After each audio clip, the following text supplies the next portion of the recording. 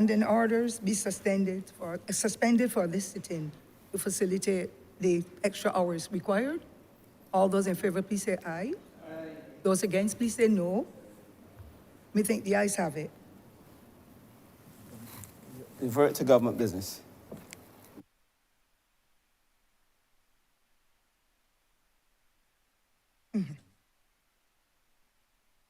Government's business is resumed. When the sitting was last suspended, it was in Standing and Finance Committee, and to that we shall revert. And to that we shall revert.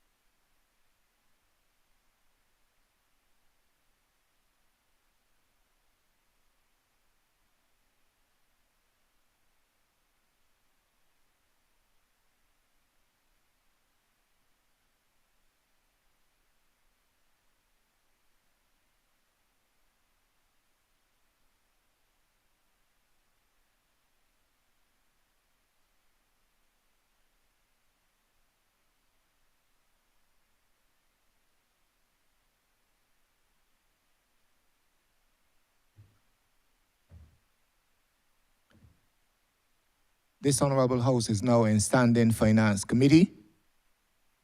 Honourable Member for St. Michael North. Mr. Chairman, I crave your indulgence and permission to allow the Honourable Member from the other House, Minister of Health, to join us in duel to present the estimates. Permission granted.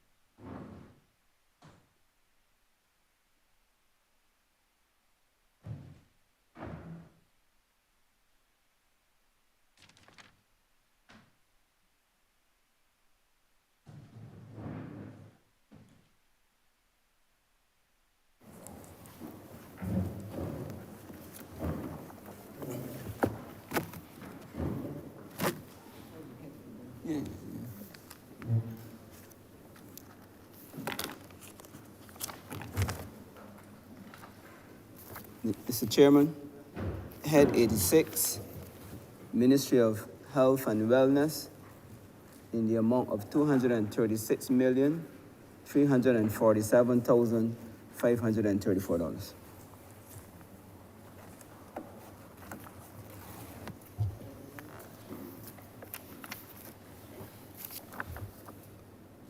Honourable Minister, you have 10 minutes to give your overview of the ministry.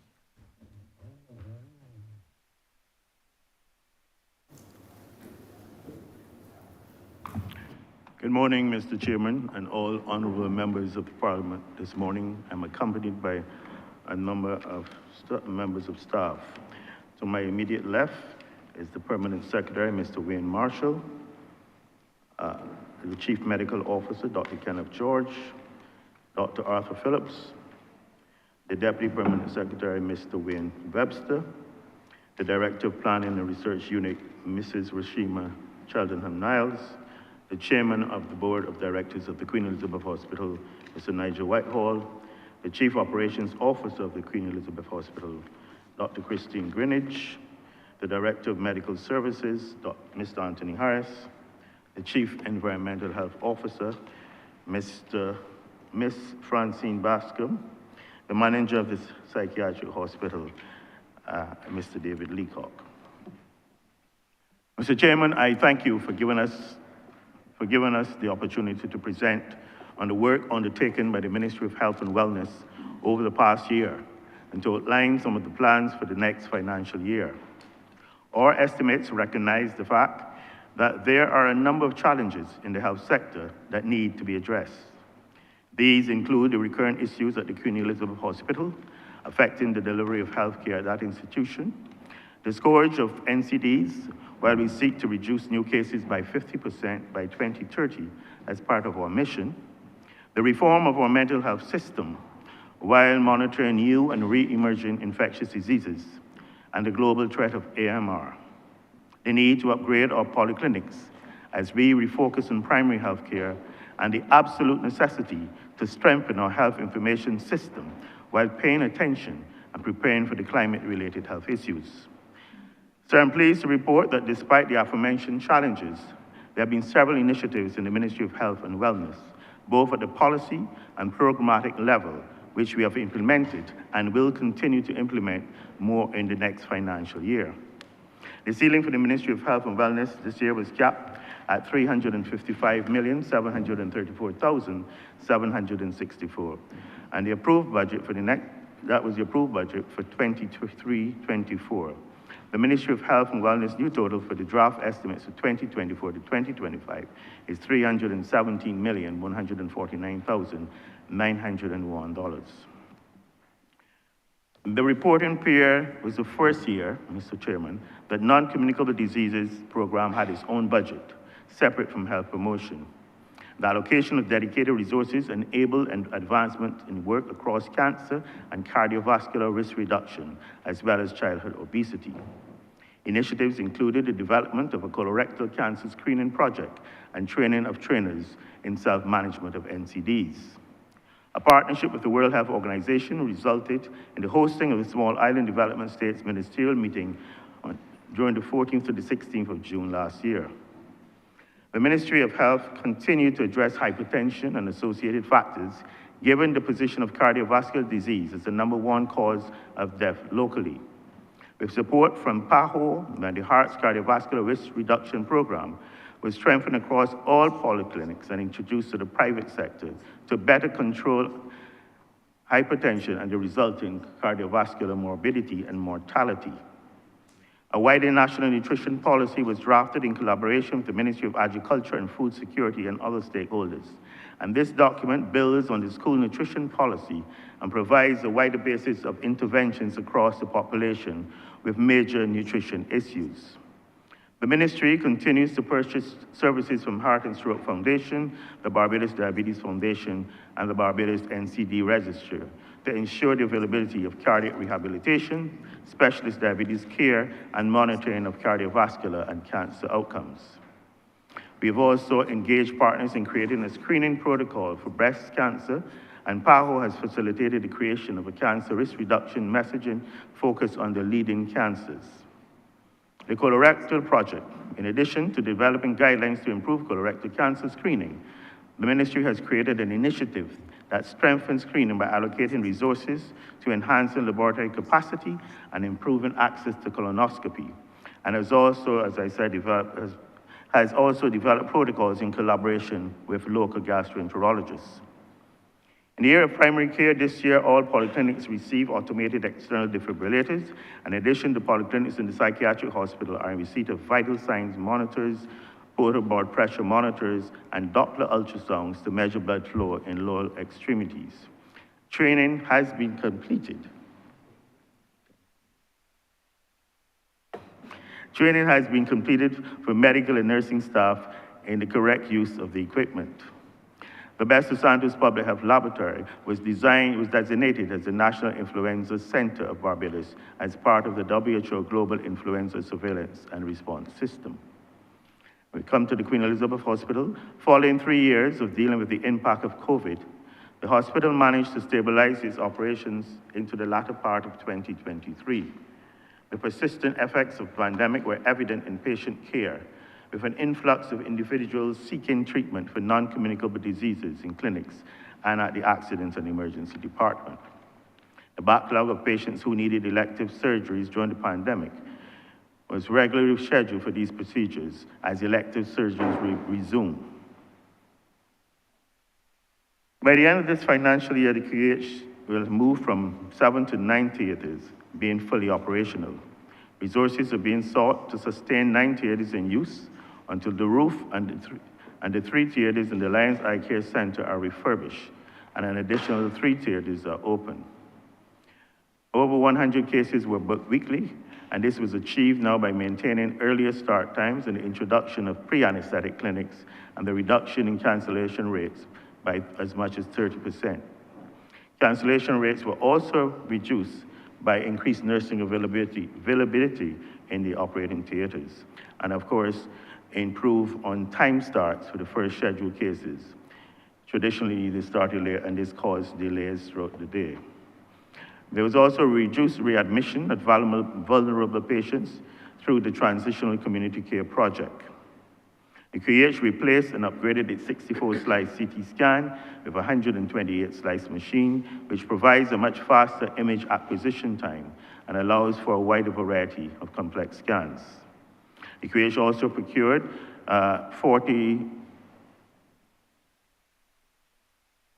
60 peritoneal dialysis machine, and these are for home dialysis to allow persons to have treatment at home.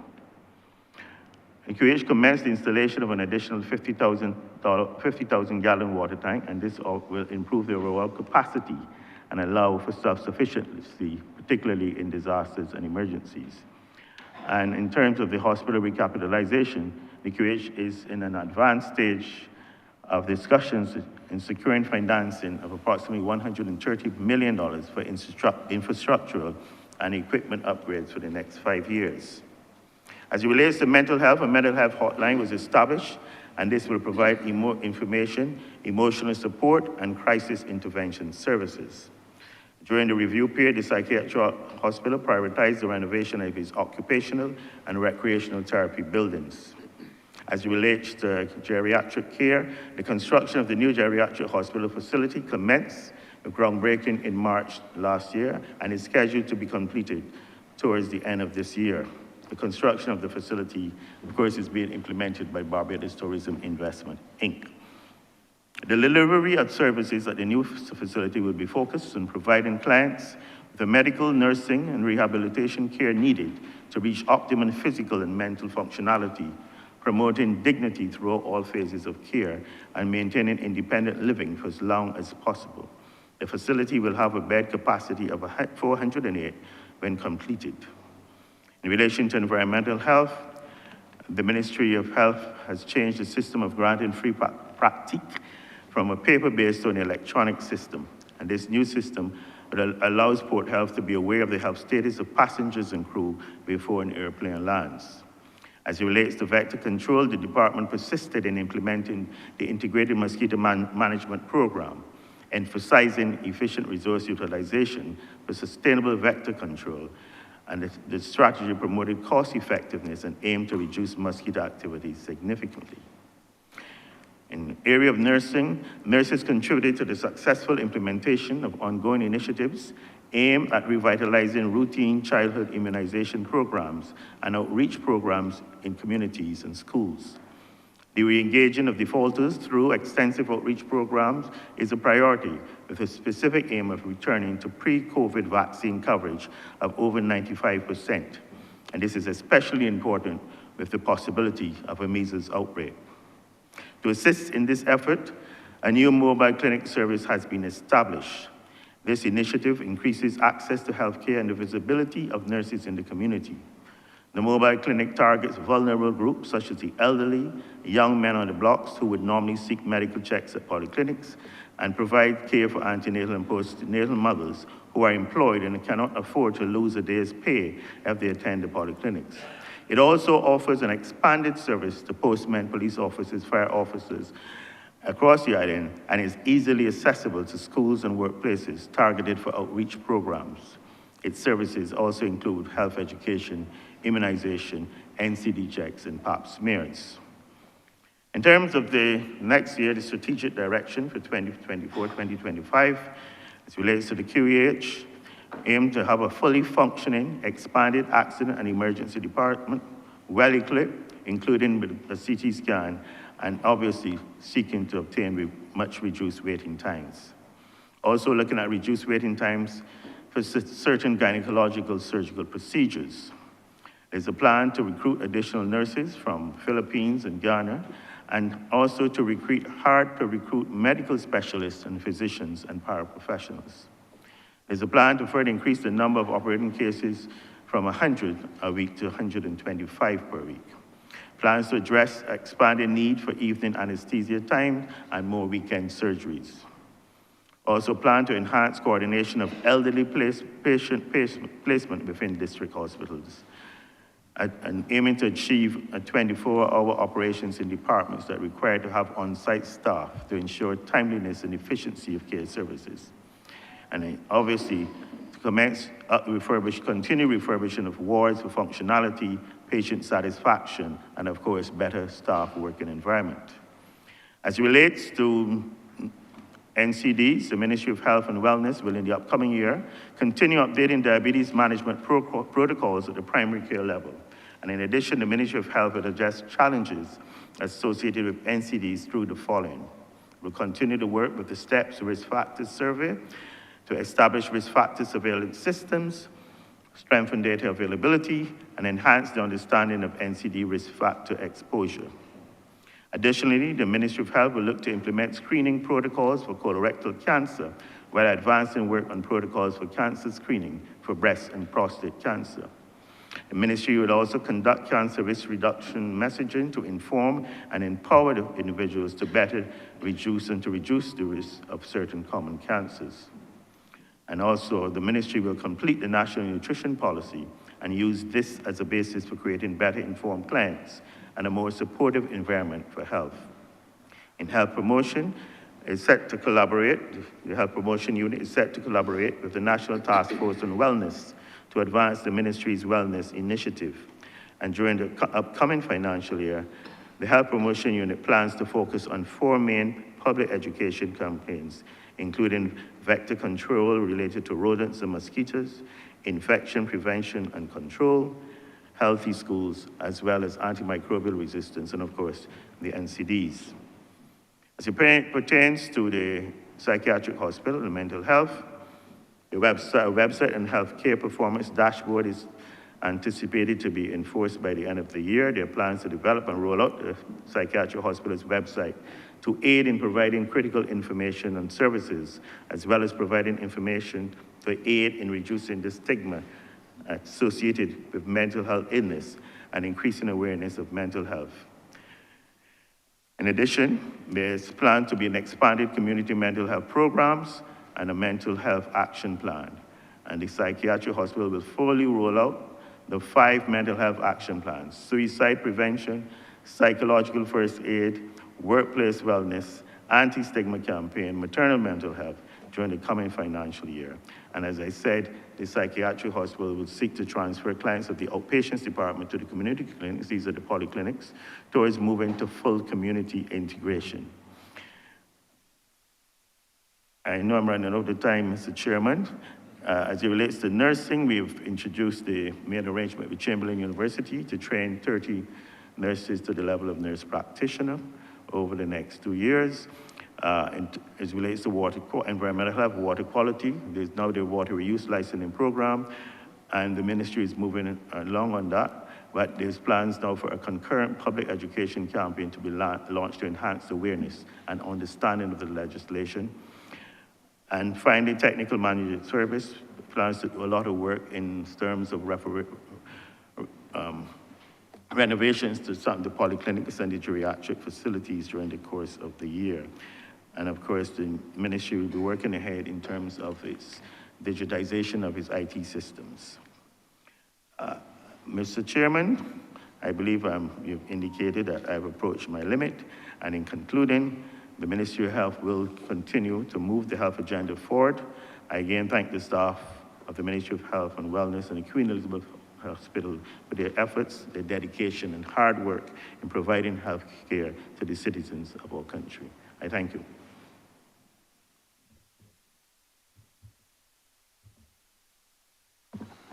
Mr. Chairman, I beg to move that Head 86 stand par.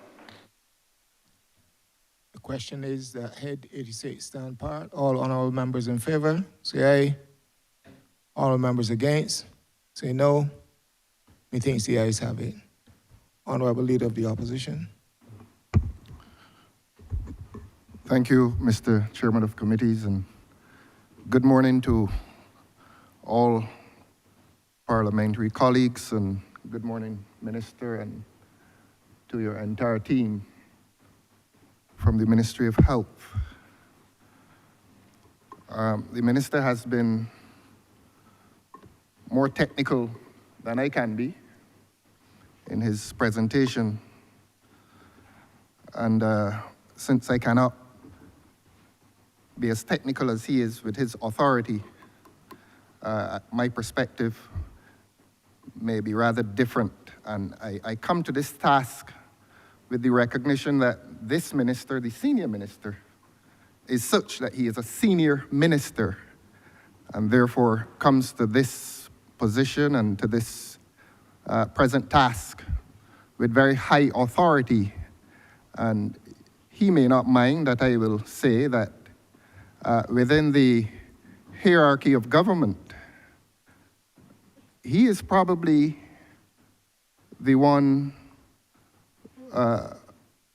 with highest authority among all the ministers, except, of course, the Prime Minister. He may not mind that I will say, and I must say this if I am to make the point that I intend to make, that he becomes a part of the duumvirate of power that constitutes this government. High authority, and he must be taken seriously.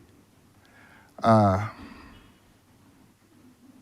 describe it as a duumvirate of power. You may find it ironic that he is not a member of this place, and being a member of the other place may be wise Machiavellian politics, that the person who is closest to you, the person who is the other part of that duumvirate, must be in the other place where ultimately he is probably at the disposal of she who associates with him in that duumvirate of power. It may offend other persons who hold title, who, I don't wish to use the word pretenders, but there are others who hold title within this government, and the public needs to know this, that there are others who hold title in this government who do not have the authority of this honorable minister. They don't. You have people given various assignments, some noble, some not so noble. You would have those who are sent into branch meetings to do various things and to say various things about people. So I think I need to establish the intrigue of this minister's presence in government and in this place and in this ministry, to indicate to you that this minister comes with not only high authority, but great power within his hands, within what I call the duumvirate of power that characterizes this government. I take him very seriously. And being so located, he would want to take credit for the good that this government does, as a senior minister, as the most senior of the senior ministers, and he will want to accept this credit for what is not so good. He began by saying to you, Your Honor, that the QEH, he focused on the QEH, and he's right in that regard. The QEH stands at the center of the Ministry of Health. Unless there were QEH we probably would not spend as much time as we do. The government would probably not spend as much money as it does on health. It is the QEH which is the focal, which is at the center of health administration in this country. And in saying that, I want to move now to a decision which the government appears to have taken within the past few hours to appoint a CEO, and this is public, this is a public matter, and it is not something that the public avoids because the public is paying this person. And of course, I will pause and say that the appointment of that chief executive officer of our principal health institution would not be a matter within the purview of the existing management of the QEH, but it would go to that duumvirate of power, and it would go to that duumvirate of power, and then, of course, be transmitted to the chairmanship or the board of the QEH. But we understand politics and we know how these things go. So anything I say is not intended to reflect on the existing management of the QEH. The point I want to make is that being so critical, the QEH being so critical, that the appointment of a CEO must be something that comes to public attention. We know that the person designated is an Englishman. I think we've been told that. I heard the minister on the news saying that. I think he confessed to that. And he made a very interesting statement in that press release. He said, only 2 Barbadians had applied.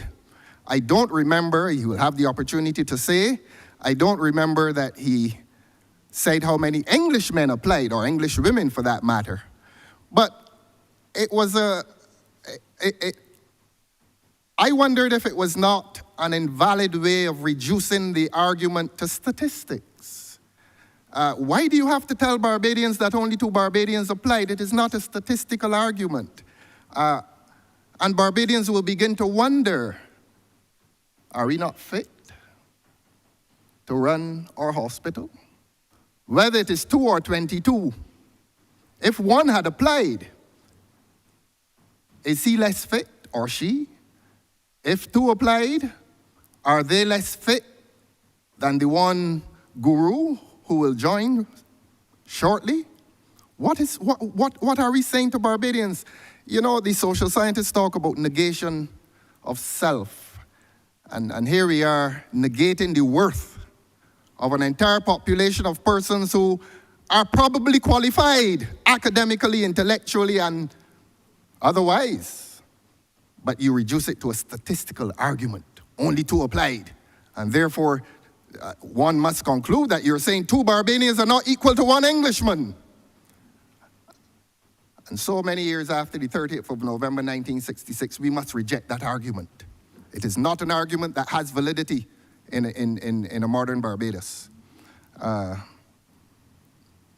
very concerned. And if you say that only 2 Barbadians applied, are you admitting that Barbadians do not feel inclined to apply because they feel that the position will not be made available to them? Ministers, beg your pardon, Your Honor, to the minister through you, it is not only the Queen Elizabeth Hospital that is now afflicted with this cultural problem. We understand that in housing, who have not presented themselves before us, you now have hope under the chairmanship of a South African. We hold nothing against South Africans. And under the chief executive office of an Englishman.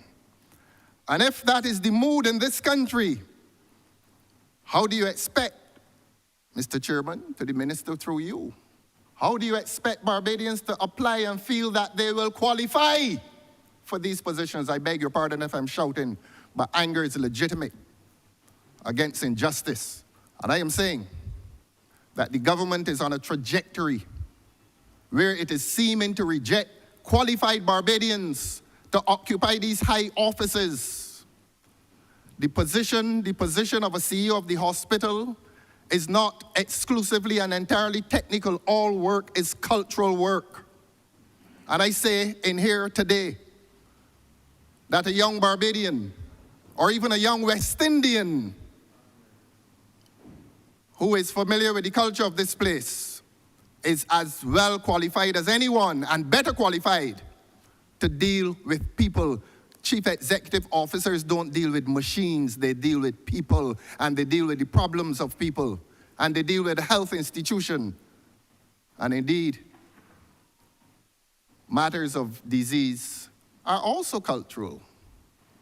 So what is this justification?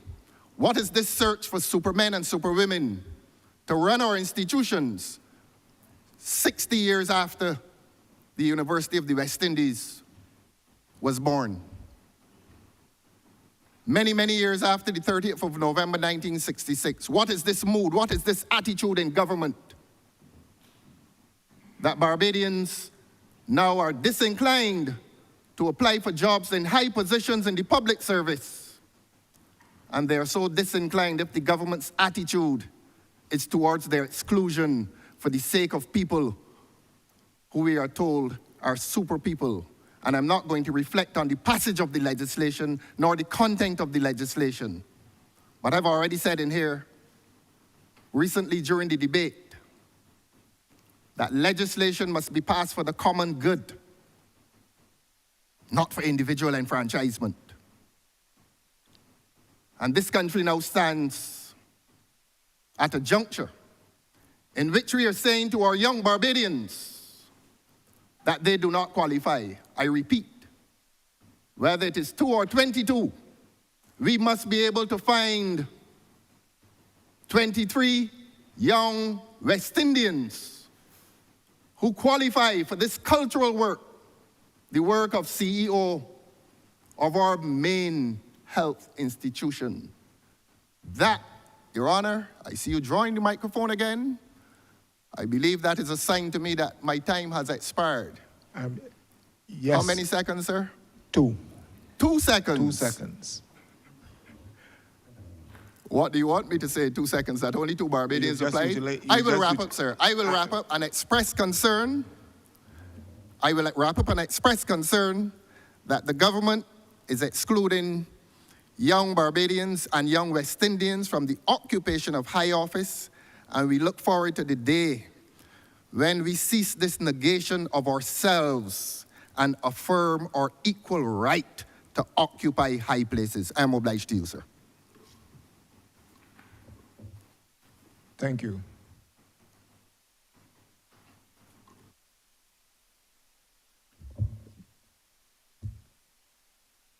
Honourable Minister. Mr. Chairman, thank you. I wasn't sure if there was a question, so I was waiting patiently for you to indicate. No, that's not a was. question. That's not a question, sir. But I believe I have 3 questions. Can I, since I was so viciously attacked, can I respond? On the contrary, sir, I praise the minister as being a part of the duumvirate of power to the exclusion of Honourable Mr. Chairman, Honourable Leader of the Opposition, He is the second most powerful man in Honourable Barbados. Leader of the He went Opposition, on. allow the Honourable It's not Leader, a question, sir. I cautioned you before in this Honourable Chamber, you cannot refer to members of this House as them, he, she. They are honourable members. Those honourable members who are pretenders. Also, are you imputed improper motive, Honourable Member? No motive there. He It doesn't is a want me to hierarchy. speak. I am describing a hierarchy of government. Honourable, in which this Honourable minister is the second Leader most of the powerful minister in Opposition, Barbados. that is not the discussion of this House, who is most powerful or whatever.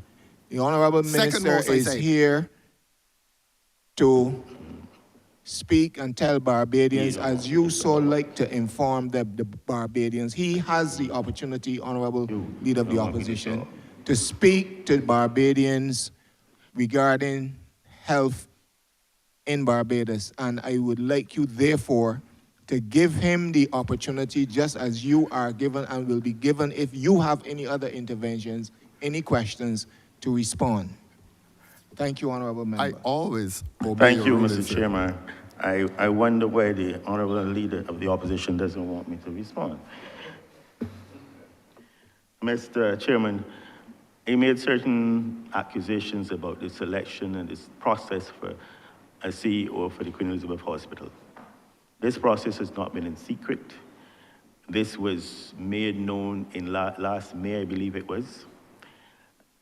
Prior to that, it had been indicated in speeches. I believe the honourable member from St. Philip North had spoken about that. Other people had spoken about it. The then executive chair had indicated that she was going on to a different role and a different career path, and that she was leaving.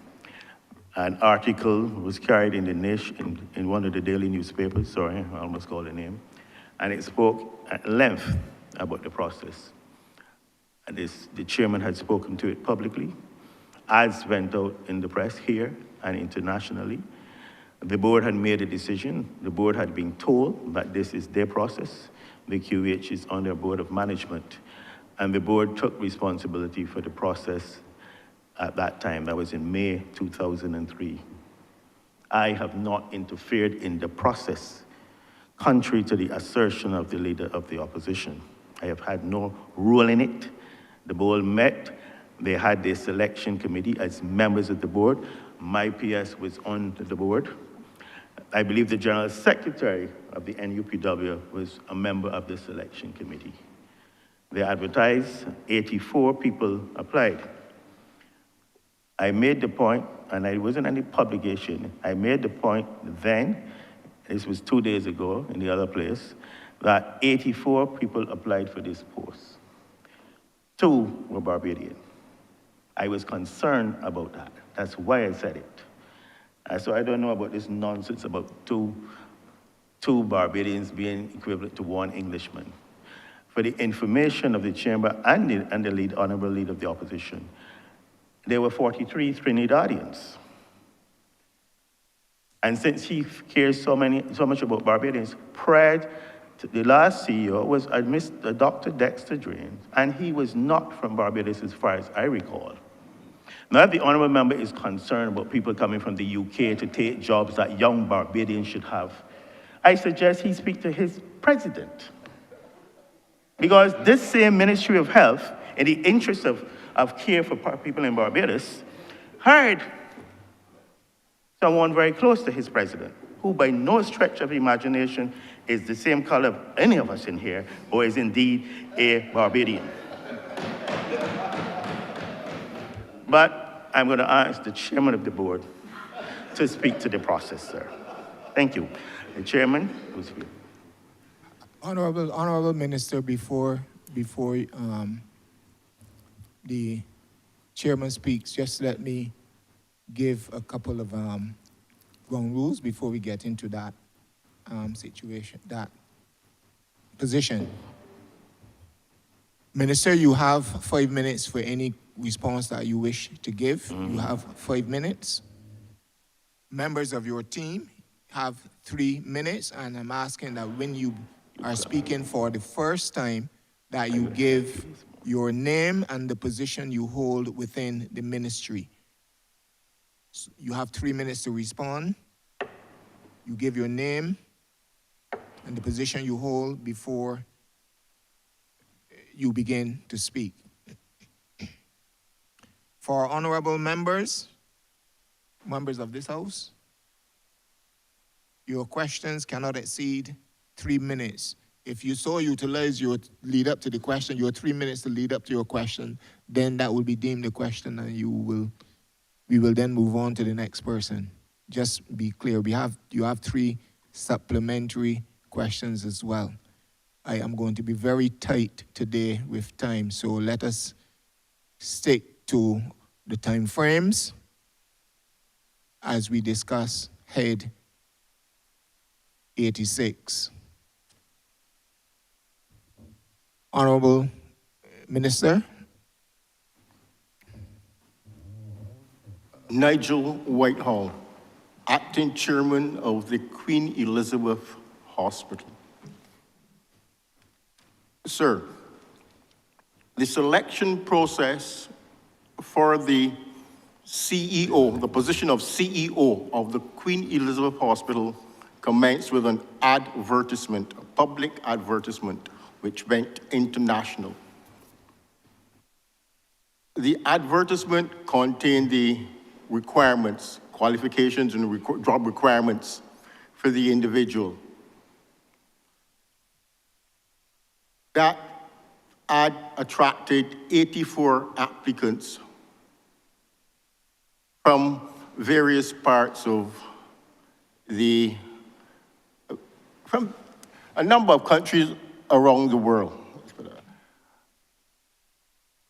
including 2 nationals, 2 Barbadians. Having received the applications, a subcommittee of the board of the Queen Elizabeth Hospital, including the General Secretary of the National Union of Public Workers and the PS in the Ministry of Housing, who's an ex officio member of the board. Ministry of Health, right. The PS was appointed as the chairman of that subcommittee to oversee the selection of the CEO. All the applications were vetted by the subcommittee based on the job requirements and the qualifications of the applicants. Having done that initial screening, the subcommittee selected 12 persons who met the qualification standards.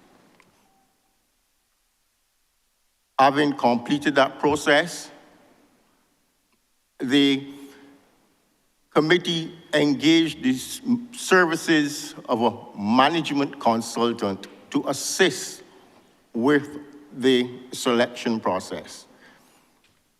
A survey was done of the managers, the board, union representatives within the Queen Elizabeth Hospital to determine the characteristics and qualities they would wish to see within the incoming CEO.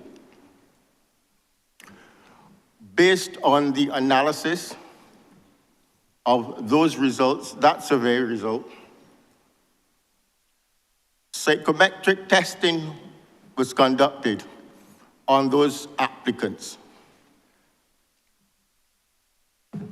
which covered the areas of competencies and characteristics which the members of the QEH staff and the board determined were essential to the development of the institution. Having received those results, the subcommittee then made a short list of 6 from that 12. One individual opted not to face the interview, and 5 individuals were interviewed. Of those 5 individuals, recognize that there were 2 individuals who were able to meet the standards which we believe would have been an effective CEO for the institution. And the top performer and the person who came second were notified. The top performer accepted the position, and that has been the situation there. And that's how the selection committee then recommended the selection. Having interviewed those 5 persons, the selection committee then recommended to the board of the Queen Elizabeth Hospital. Time on Mr. Chairman. The individual. Time. Thank you, sir. Thank you.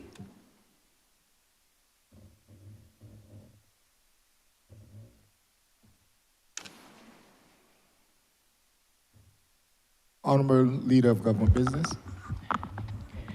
Thank you, Mr. Chairman. A pleasant good morning to the Honourable Minister and to his entire team.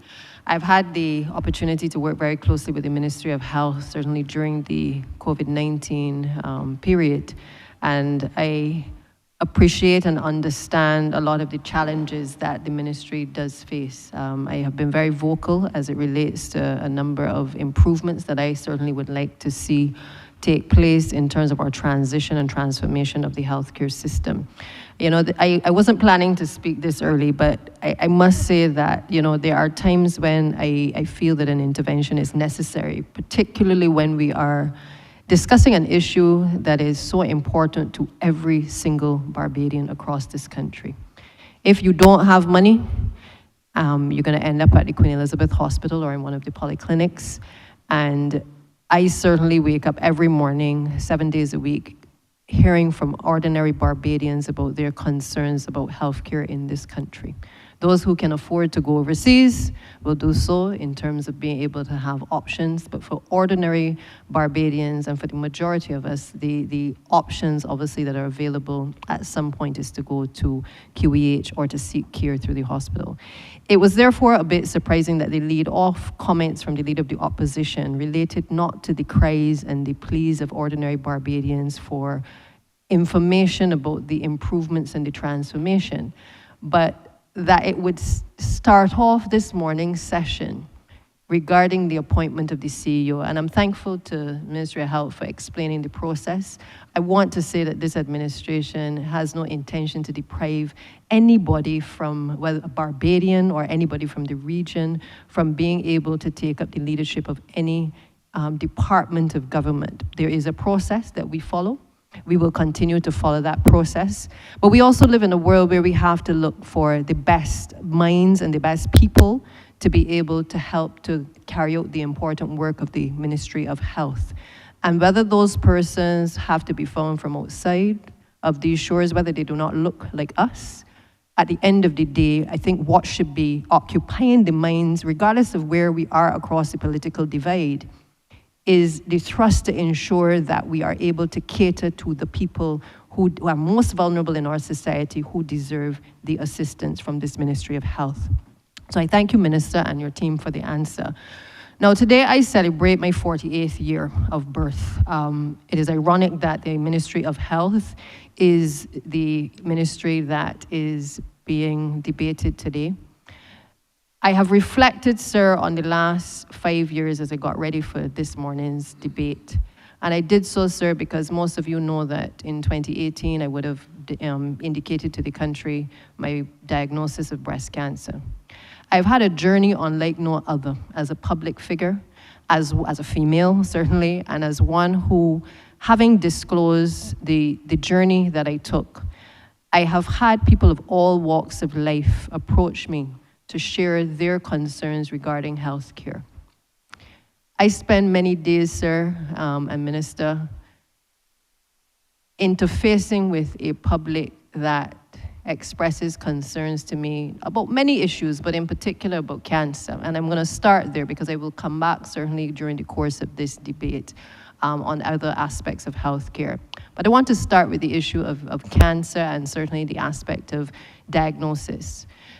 We had a situation back in 2007, 2008, Minister, where I know you would have been at the vanguard of trying to get us a linear accelerator. I suspect the records will show that it did not occupy the attention of the other administration at the time in terms of the improvement of key equipment that was needed at the hospital. And I would like to think that any administration coming to office would certainly look at what is needed, look at how we will be able to replace old equipment to ensure that we always have a cadre of equipment that is available to the hospital for use by its patients.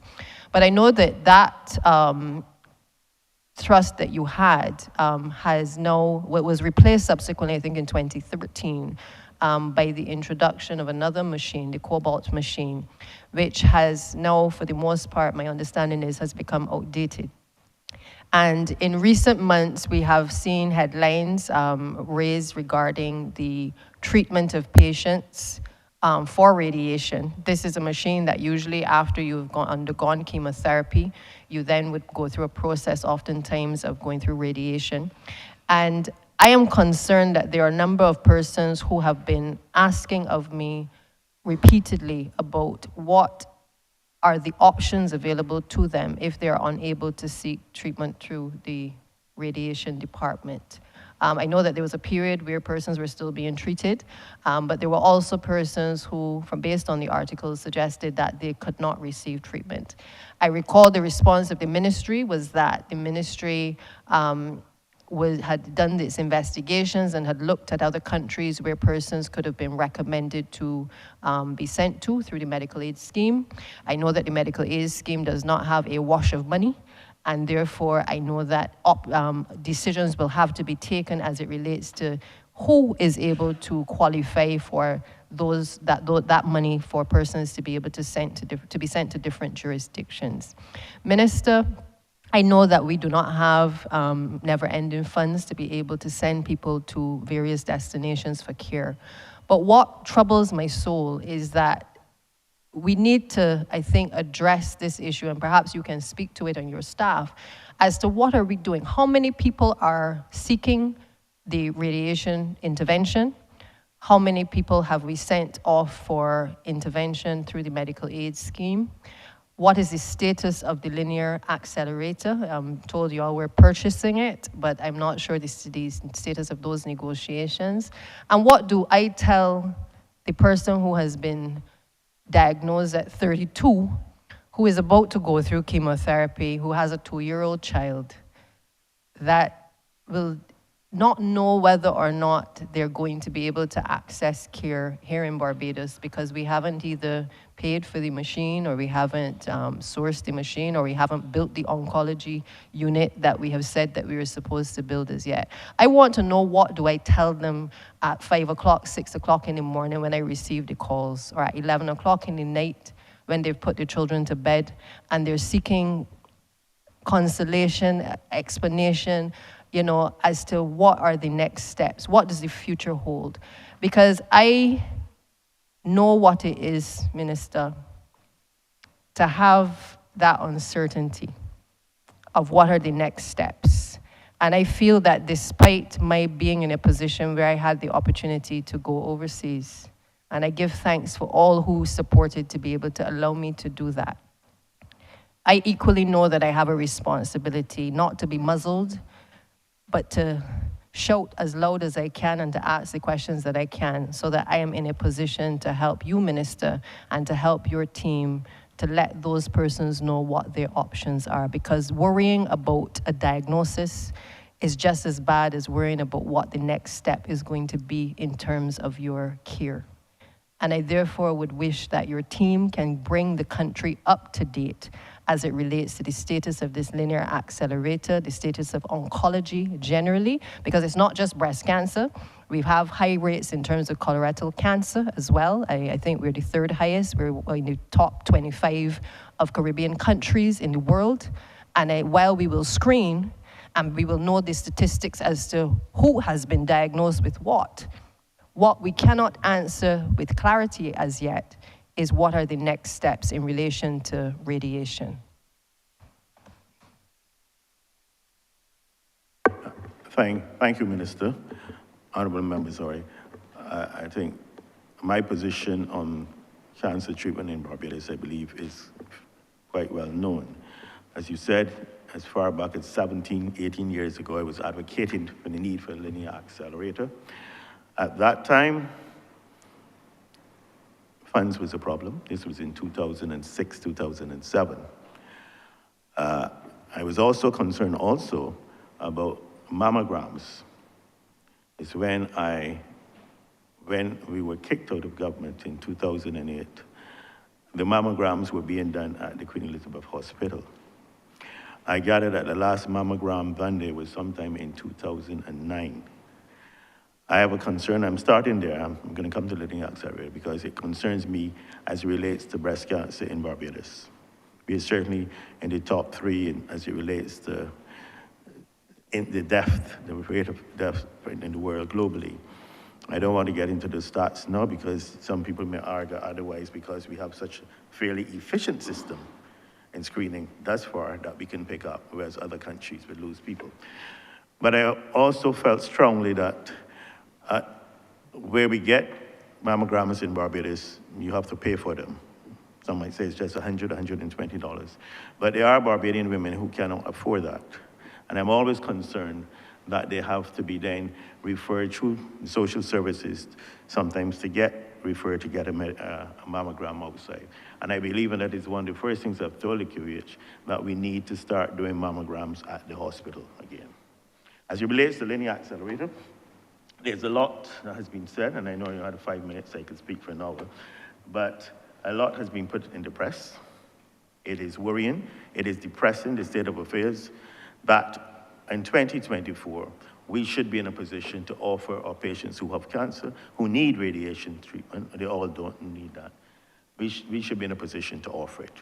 I believe at one time, theoretically, we were thinking of having meetings, and I had this grand dream that Barbados would be a center for the OECS to refer people for this. It never materialized. And it is something that we need desperately. It really came into effect. I remember when you were acting as Prime Minister, I was overseas, and the whole issue came about in discussions about the state of affairs at our oncology department. First, I need to set the record clear. There was a malicious article written a couple of weeks ago about people saying that a piece of equipment has been not functioning for over a year. And I've heard the president of the leader of the opposition, who I believe is now covering health, who I believe is now spokesperson for health. I don't know if he sent him in here today with notes, not you, Mr. Chairman, about not working for over a year and inferring that that is a linear accelerator is broken down. I just want to let the chamber know QH will be 60 years this year. It has never had a linear accelerator. And indeed, when that article was written, the brachytherapy machine was working, the cobalt machine was working, and indeed the gamma CT scans were all working. As it relates to equipment for radiotherapy, we had one issue during the cybersecurity attack when I believe 2 pieces of equipment were down for 2 years. So that is just malicious and nonsense. Just over 2 weeks, 2 to 3 weeks. The linear accelerator, the QH, we have specs. Finally, there were issues before that we needed to build a bunker and a separate facility for a linear accelerator. I've been informed that there are smaller, just as efficient units available now. The plan is to acquire one and to place it, rather than we don't have to build a bunker, that is what I've been assured, that it needs, it can be placed in the space where we have the cobalt machine. And they will have to do some adjustments, and also as it relates to keeping the equipment air conditioned and stuff like that it can be placed there, being assured of that. We have received the specs and the costing. The government has agreed, and there's been a decision that the QH will acquire a linear accelerator this year. I know for certain it's quite expensive, Honourable Member. It costs about $3.3 million for the unit. This is US. And then the outfitting, et cetera, have been given a figure of roughly over $1 million US.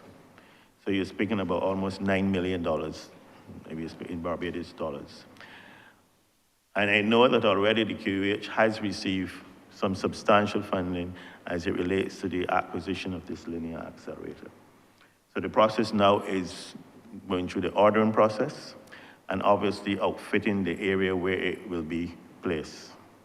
There are matters along its course with training. Our physicists, I think they've had some exposure to linear accelerator during their training, but obviously they will need some refresher, stuff like that. They are posts for 2 oncologists in the QEH. They were created some 2007 or something like that. And we need to fill both of those posts. I mean, we can't run an oncology department with just 1 consultant oncologist. Meanwhile, we have been sending persons who need radiation treatment to Colombia.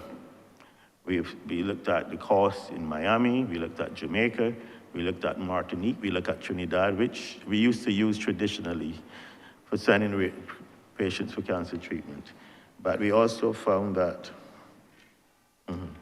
that Colombia now is cheaper and offers the best. And we do send patients there. We sent several patients, I'll have to ask the financial controller if you allow, Mr. Chairman, the exact number, but we sent quite a few patients to Colombia last year for radiation treatment.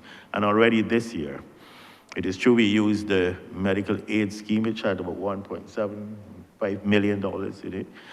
And the QH has gone further and has been utilizing funds from the NIS Health Levy to allow for persons to go there. We not only pay for the patient, but we've been sending escorts, which is an additional cost. And the escort is to be there for the period of time when the person receives treatment. It is something that is also, we're saying that at the cost of 2 escorts can pay for 1 patient. So it's something that we have to look at. But we recognize that this is a serious problem. We should not be in this situation in 2024 as a country. And we are moving seriously to address it. I give you my assurance. As I said, funds are already available. It is regrettable that while we were in the political wilderness, the other grouping, who all has this new reawakening, this concern about cancer treatment. I don't believe it is something that should be political, but you would expect there to be some continuity of treatment. As I said, we never had a linear accelerator. We're moving to one. We had mammograms, which would allow early detection.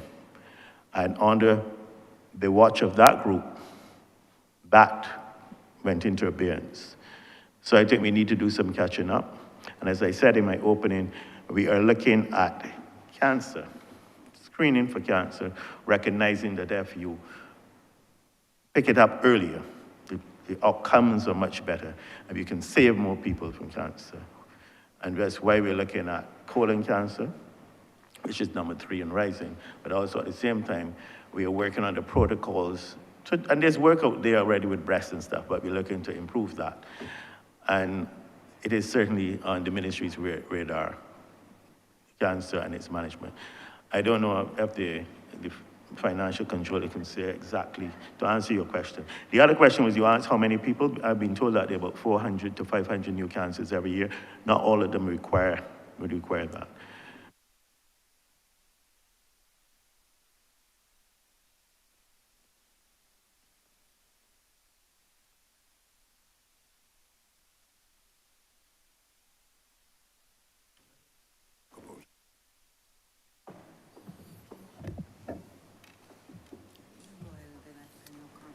Good morning. Name is Adrian Hurley, Director of Financial Services, QH. To date, we've sent about approximately 15 patients to Colombia for radiotherapy. We have allocated about $265,000 coming out of the health levy, like the minister said, towards the treatment of those patients. What we are doing is we're using those funds as a stopgap to treat those patients as we transition for that period where we transition from the cobalt machine disassembly and decommissioning and the reinstallation of the installation and commissioning of the linear accelerator. So those patients during that period will not be in any way disadvantaged regarding their treatment. Can I just ask, Minister? Sorry, I beg your pardon. Your Honor, on a matter of elucidation, in response to my public protests as to the limits on my time, I have subsequently been given the assurance that on behalf of the people of Barbados, I have the right to intervene after every exchange between a member of the government and the minister who is in the well, the ministers who are in the well.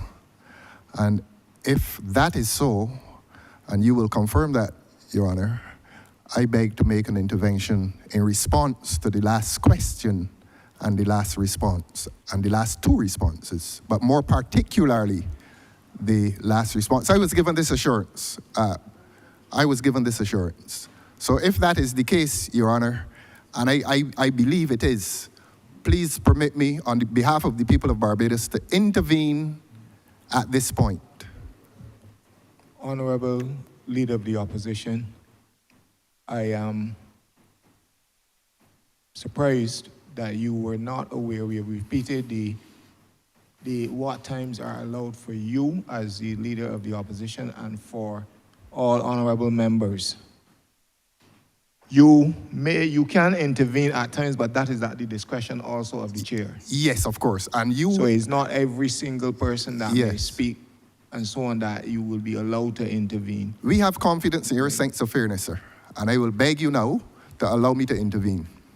Yes, and one intervention, thank you. I'm obliged to you, sir. Now... The honourable Leader of the House is not finished yet. Yeah, you I can was come after her. I beg your pardon, sir. I was given the assurance that after each question, No, series of honourable- questions, Honourable member. if it is series of questions, I'll wait. I'll wait until Mr. the... Chairman, as Leader of the House, this has never happened in the course of these estimates for as long as I certainly have been in this place. The honourable member perhaps is now becoming acquainted with the rules of the House, but those rules know cannot everything, you know. change because this I don't know honourable everything, member is now ma'am. the Leader of the Opposition. I am not finished my questions. I'm sure members will give way after I have spoken. I defer to you. Happy birthday. Thank you. Good. I hear your response in relation to the number of persons who've been able to seek treatment in Colombia, and I'm grateful that we have found an option available to those persons as they worry about what the next phase will have on their journey. You've said that it costs $9 million for the linear accelerator, Barbados dollars, for us to get that, and we're making attempts to be able to get that in place hopefully by the end of this year. But I worry about the number of persons who did not make the list of 15. Because in many cases, those individuals, I don't know at what stage of cancer they are. Obviously, if they are at stage 4, there may be a different view of treatment. But I am just concerned as to what are we doing in relation to the rest of those persons. There are 400 cases, as you said, across different cancers. Specific to breast cancers, I mean, how many are we talking about in terms of these 15? 15 out of how many are we talking about? What are those other persons supposed to do? Is the hospital providing any support specifically for those persons? And I ask that because I find that oftentimes, even when people receive the diagnosis, the whole issue of patient education, being able to fully understand and appreciate and to manage what lies ahead, is sadly lacking in terms of our communication with patients. Now, I think people are reasonable if they understand that they have a terminal illness, that there's not much that can be done. But if it is that they are just put on a waiting list, but they're not quite sure when they're either going to see the benefits of the linear accelerator or whether they will make the cut to get onto the list of 15, I think that we ought to also have a program in place to deal with the interfacing with those individuals while they wait. And I say this from a position of personal experience, that it is not easy having a diagnosis and being uncertain what the future holds. And I would therefore urge that while I think we can all accept in this room that there is significant costs to be borne by the government, equally I think we accept that lives must matter. And because somebody is at stage 3 or is at stage 4, does not mean that they don't have families, they don't have children, they don't have grandparents, they don't have a brother, they don't have a sister. There are people and our lives, these lives must matter, Minister. And I would like to hear whether there is any support or any intention to be able to support those persons as it relates to the patient education side, while they wait, and certainly how many persons are actually on the waiting list, because it may require that we have to modify the numbers somewhat in terms of what we are assisting in terms of the persons who are going to Colombia. $265,000 with an individual who is supporting that individual. I can tell you, and I would support it, that a person needs to accompany any individual who is going through radiation.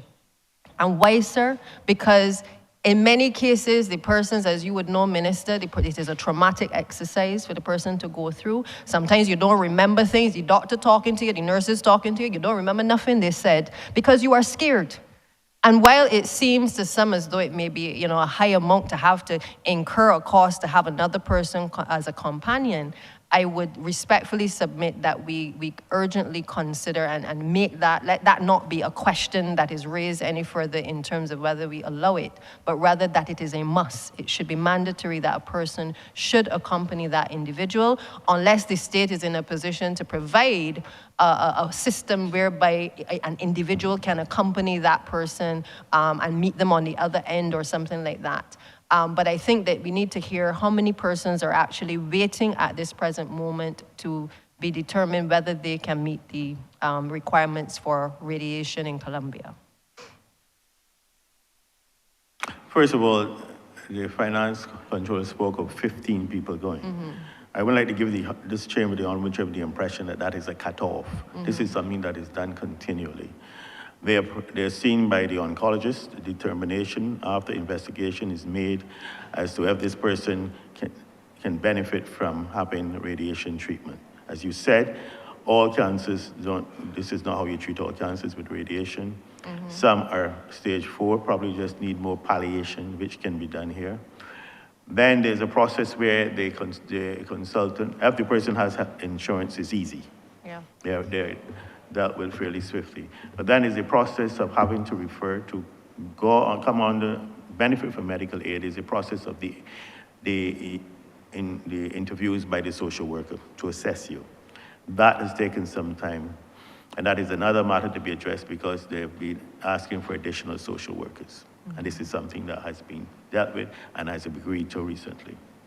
But once that process is carried through, we use medical aid, and as I said earlier, having used up the medical aid, the hospital has now been using its OPEX from the health levy.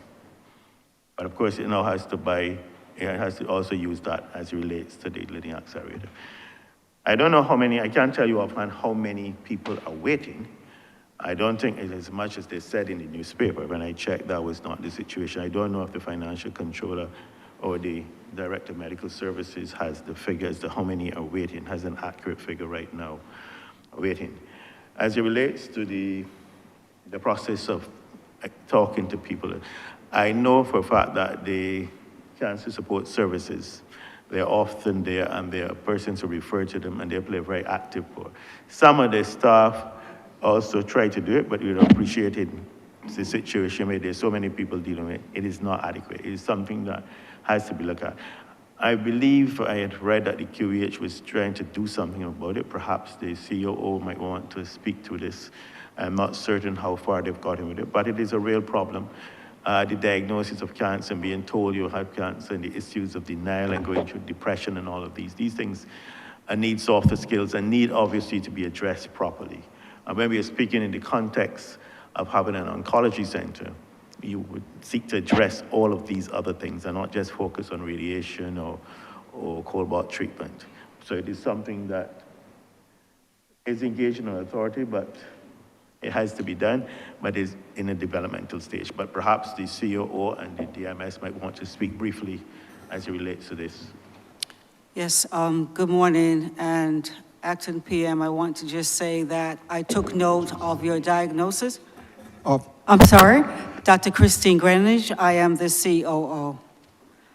In reference to your notation of your diagnosis in 2018, which means that you've reached a remarkable milestone in survivorship. And many will know that the 5-year survivorship for cancer is an important benchmark. So I want to congratulate you on that. In terms of our current situation with those women and men, by the way, the linear accelerated treatments are aimed at mainly breast cancers, but also prostate cancers in men. We have currently 5 patients that were in Colombia. 1 just returned to us on the weekend, and 4 continue their treatment. Currently, today, we are processing 6 more of these patients to receive the therapy in Colombia. And in terms of cost, we looked at Jamaica, we looked at Trinidad, we looked at Martinique along with Colombia to best see in terms of our dollar allotment for this treatment, and Columbia has been very, very dependable, and our patients have done very, very well. You asked a specific question in terms of the number of patients waiting. Did I hear that?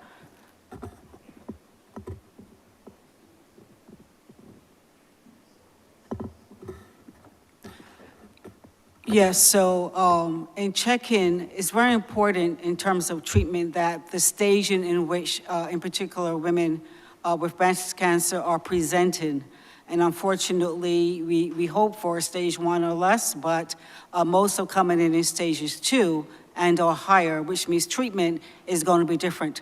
There are procedures such as lumpectomies, for example, which is a simple removal of a tumor in the breast with adjuvant therapy, medication, and radiation if needed.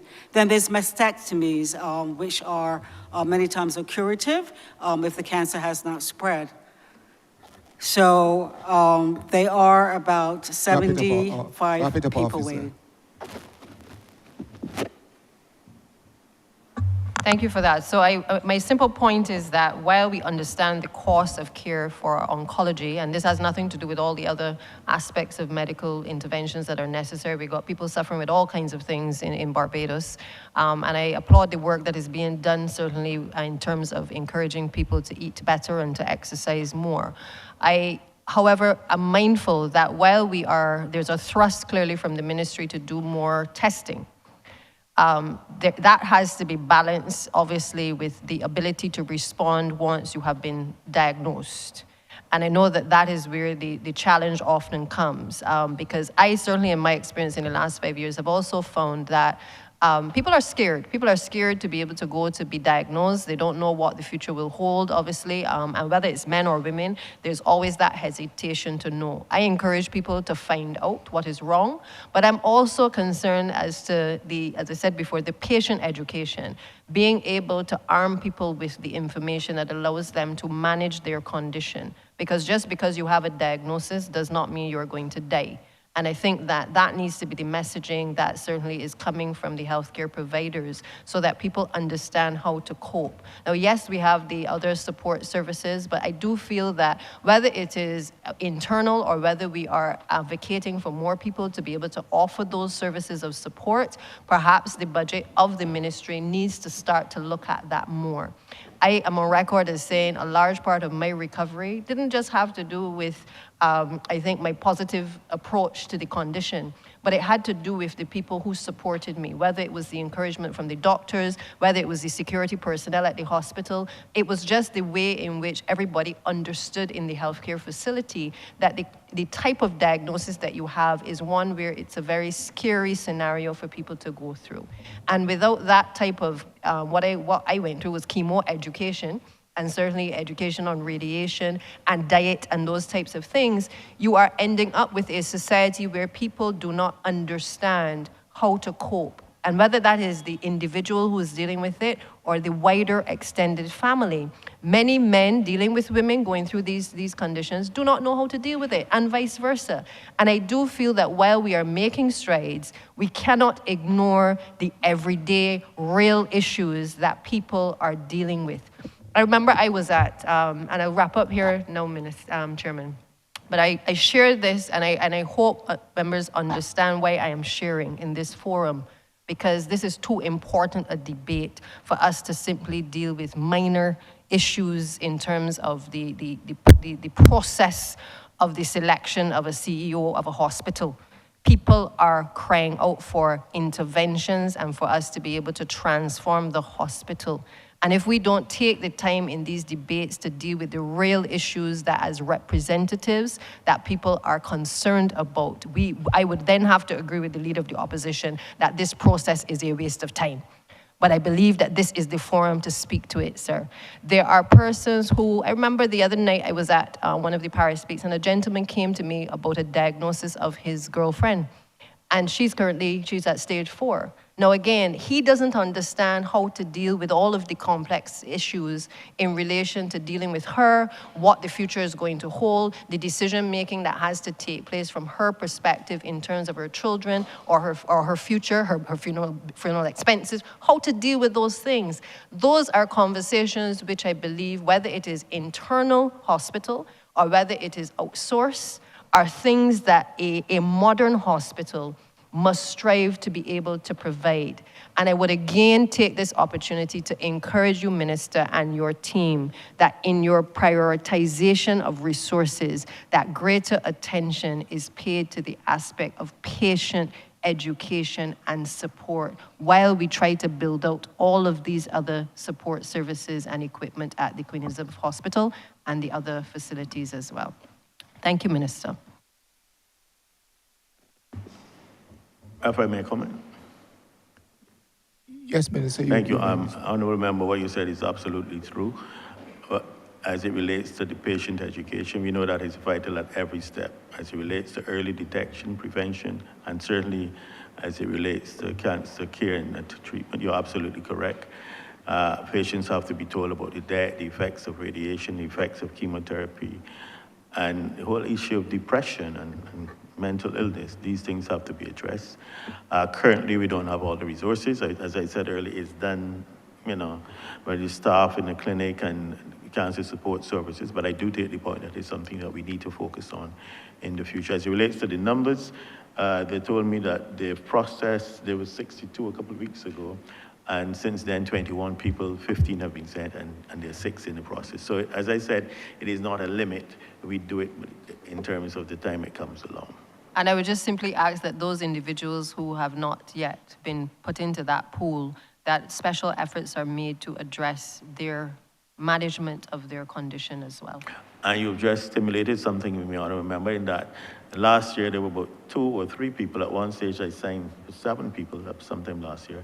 And in the end, 2 of them decided that they weren't going. So you get that to patients that sometimes have to be taken along the journey to decide and agree to have radiation treatment. Thank you. Your Honor, may I now have my intervention which you promised me? As the Honourable Member for St. Michael's Southeast has completed, you did promise me that I would be able to intervene when the Honourable Member completed. And I know you're kind and that you exercise your discretion reasonably, and that you know that the people of Barbados are entitled to hear from this side. Honourable One Member, out here, 20, a lot out there. Honourable Member, yes, I will indicate when you would intervene, but I still have to manage this process. I'm obliged you to will you, have you will have your opportunity. Thank you very much, sir. Sir? Presently. That's a question, sir.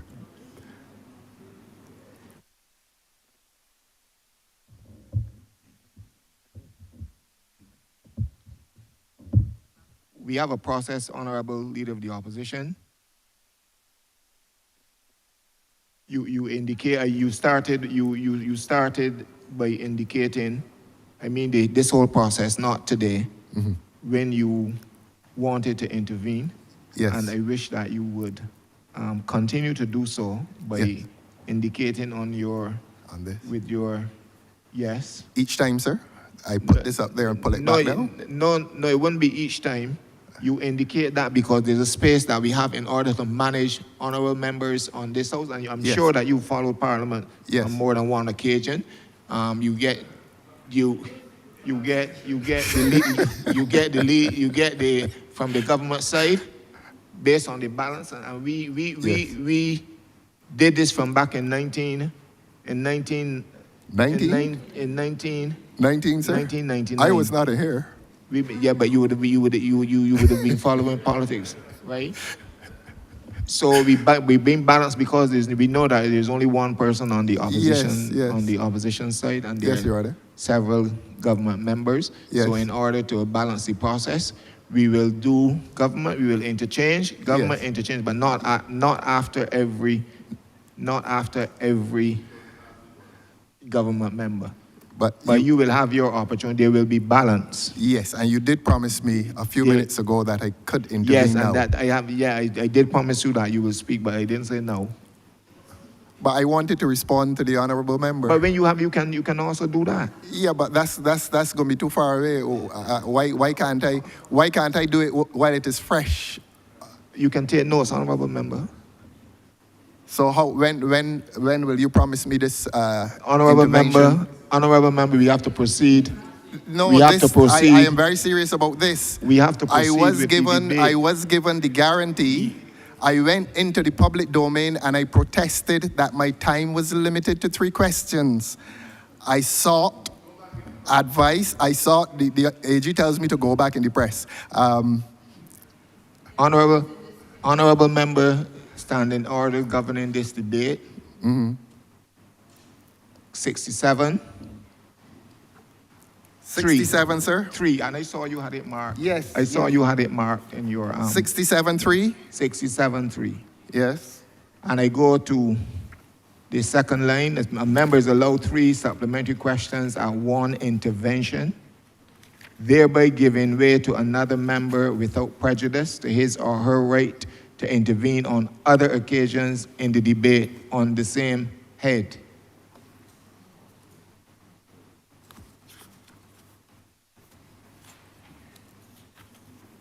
Simply saying, honourable member, that you can always come back, but there's a time you have to give way. The chair determines that, and in all fairness, this chair operates from a sense of fairness to everyone in this house, and we have had this position from 2018, when we had, like you, 1 person on the opposition side as well. And we have not had, it has worked very well, and we will continue in that vein. But you would be given opportunity, and I'm not going to comment on your statement where you protested that you were not given time, because that is not, this chair does not operate like that. We have given you even an extension in relation to your opening comments, etc., and you are free to intervene, but there is a process in terms of once you indicate, in order, as I said, for balance, we have the government, a couple of the government members, and then we come to you, like that, so that you are able to, and you are free to go back and refer to any comment made from the government side at any point in time.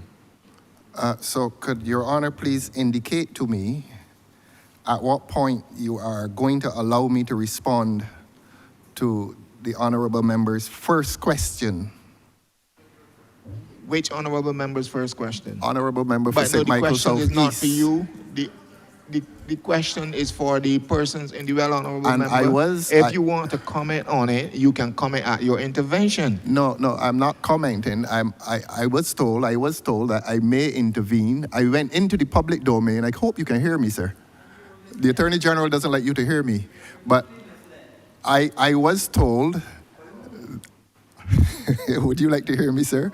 But I would like you to speak, because honourable member, I'm moving by the rules of, I'm moving by what the rules of the House say. I don't know who you had your conversation with, but I have to operate based on what the rules have said. So you are saying to me, sir, that the only thing I can do in here today is ask 3 questions. Is that what you're saying to me, sir? That is not what I'm saying.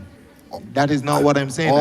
I need this clarified. I just clearly said to you, your questions have to be directed at the minister, and the minister and his team, because that is the team in the well. It cannot be directed to a member. No, it is not directed to the minister. It arises as a result of the minister's question. Mr. Chairman, I believe that the Honourable Leader of the Opposition has somewhere to go, and he's trying to therefore usurp his powers by trying exactly to jump what he ahead of the queue. But all of us have the opportunity to ask questions and come back in throughout the entire day. Please let us move I on. This may is too ask serious a questions. debate for us to be wasting Honourable- time. Honourable Leader of the arising Opposition, out of a the question question and be posed Beg to your the pardon, sir. minister.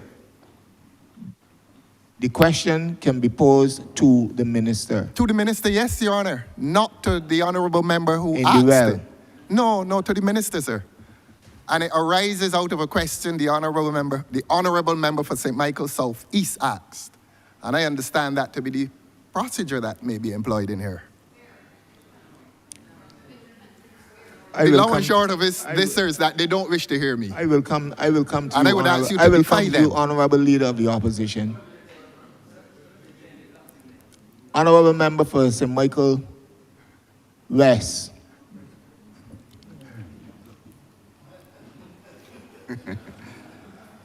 Thank you, Chair. I'm blessed and thankful for you to allow me to intervene at this time.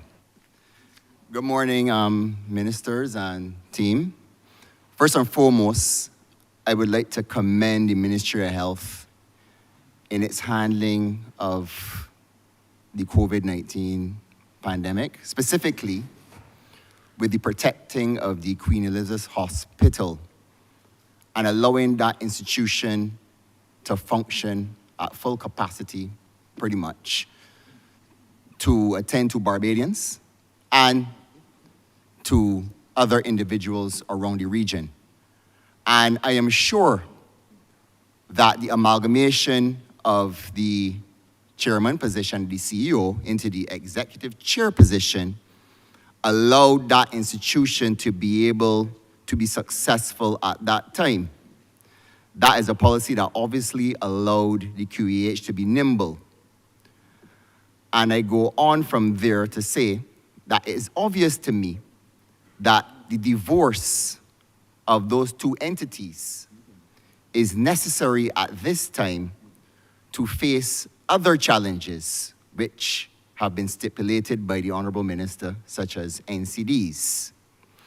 So I support you 1,000%, Honourable Ministers, in you seeking to tweak the administration to be able to meet the challenges of the day.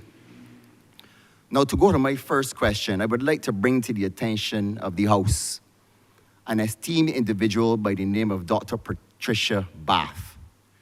She is a lady who led the Jules Stein Eye Institute in California. I was the first female researcher there. Her field was ophthalmology.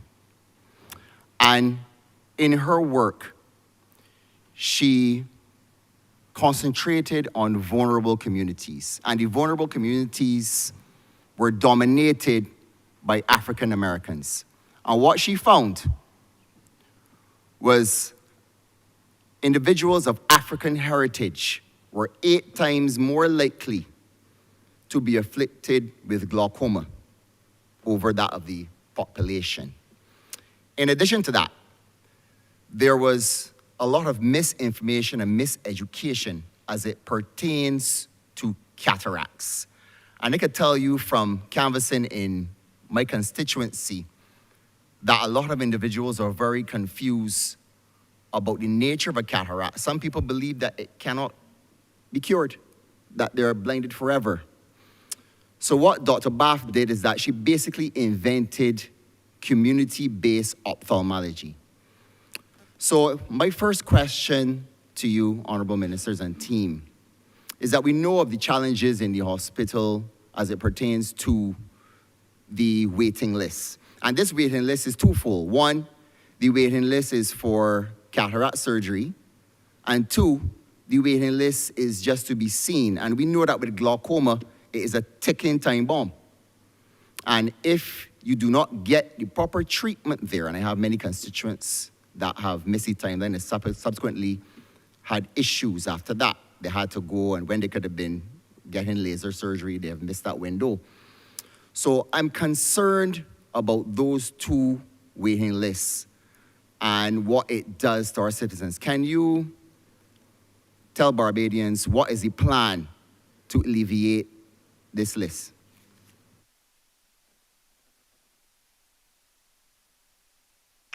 Thank you, Honourable Member. It is a difficult issue. The issue of screening Barbadians as it relates to glaucoma and cataracts. The point is being made. One requires surgery, and oftentimes people feel that there's some surgery is required for cataract. Once you've been told you have cataract, you should have surgery, and that is not the case. And similarly, we are concerned about glaucoma and its relationship also with diabetes in our country.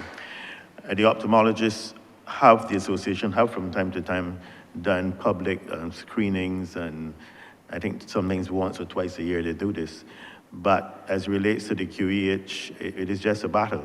We have a number of ophthalmologists there, you know that, but you also know that cataract is quite common in our country, in our society.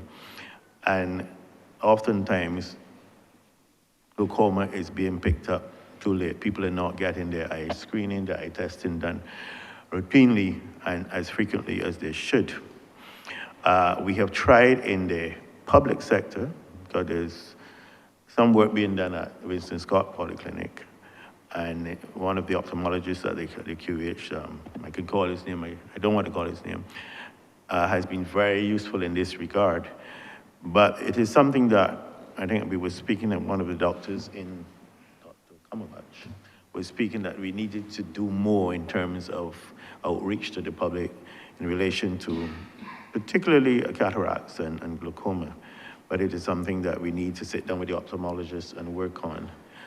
And I know that you have a similar clinic in your constituency, which is very good.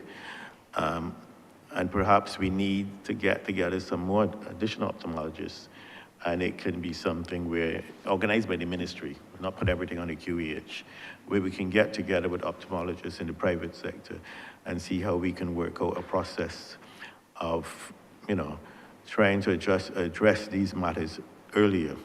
As relates to you're correct, the long waits for appointments. Sometimes people often call you, but they have been referred to the eye department, and they have to wait 4 months, 6 months. That is not good enough, and it's something that we need to address. The CEO did some excellent work in terms of the backlog for cataract surgery. And I think similarly now we have to look at the clinic appointments and see how we can do that. If you have to bring in more part-time doctors, ophthalmologists, I know a lot of them out there who are willing to come and work part-time, but it's certainly something that the QH has to look at addressing, the appointment system for ophthalmology. I don't know if Mr. Harris wants to, as Director of Medical Services, wants to speak to it. Anthony Harris, Director of Medical Services. Sir, Your Honor, the Honourable Member posed a very important question, and something that we are certainly concerned about. And a number of strategies is devised to tackle this. The House may not be aware, but the ophthalmology department has really decentralized, and we're able to provide in the polyclinic system with a view of expanding it as well from the Sir Winston Scott Polyclinic into other polyclinics where we would be seeing patients and doing the screening tests necessary to detect cataract and glaucoma. This we think is very important. Part of the problem that we face at the hospital in terms of the wait list is the facility to have the number of operating theaters. We have a single operating theater serving 9 specialists. And my worry is that we are not giving our specialists enough operating time to practice their art and to get the numbers down. But I do know that at the Queen Elizabeth Hospital, we are considering, or we will be looking at bringing the 3 operating theaters in the Lands Eye Care Center back into service. This would have the ability to almost triple, if not quadruple, our output of eye surgeries both for glaucoma and cataracts, and therefore we'll be able to get the numbers down. But even besides that, we do come up with strategies of setting targets of numbers of cases to be done monthly. And when there is no obstacle, our ophthalmologists have been able to reach these targets. Mr. Chair, the CMO wants to speak. Good morning, Kenneth George, Chief Medical Officer. Chairman, I would just like to do a bit of follow-up. We believe that from a public health perspective, we need to have a preventative eye care program for children. And we have an eye care committee which is extremely active.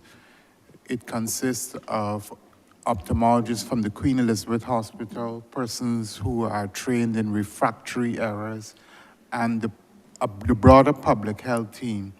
What we are doing at the moment is expanding our early detection and preventative services to 5 to 11-year-olds. We have gotten good cooperation from the Queen Elizabeth Hospital and the ophthalmology department. So we will continue to make sure that while we look at the cataracts and the glaucoma, which tends to be downstream, we need to have an active program that promotes good eye health within younger persons in Barbados. So we will continue along that vein. Thank you.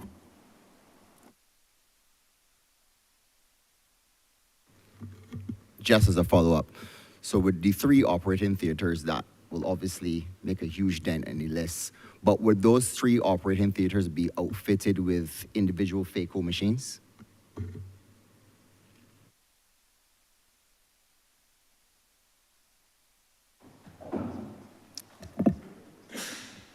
Anthony Harris, again.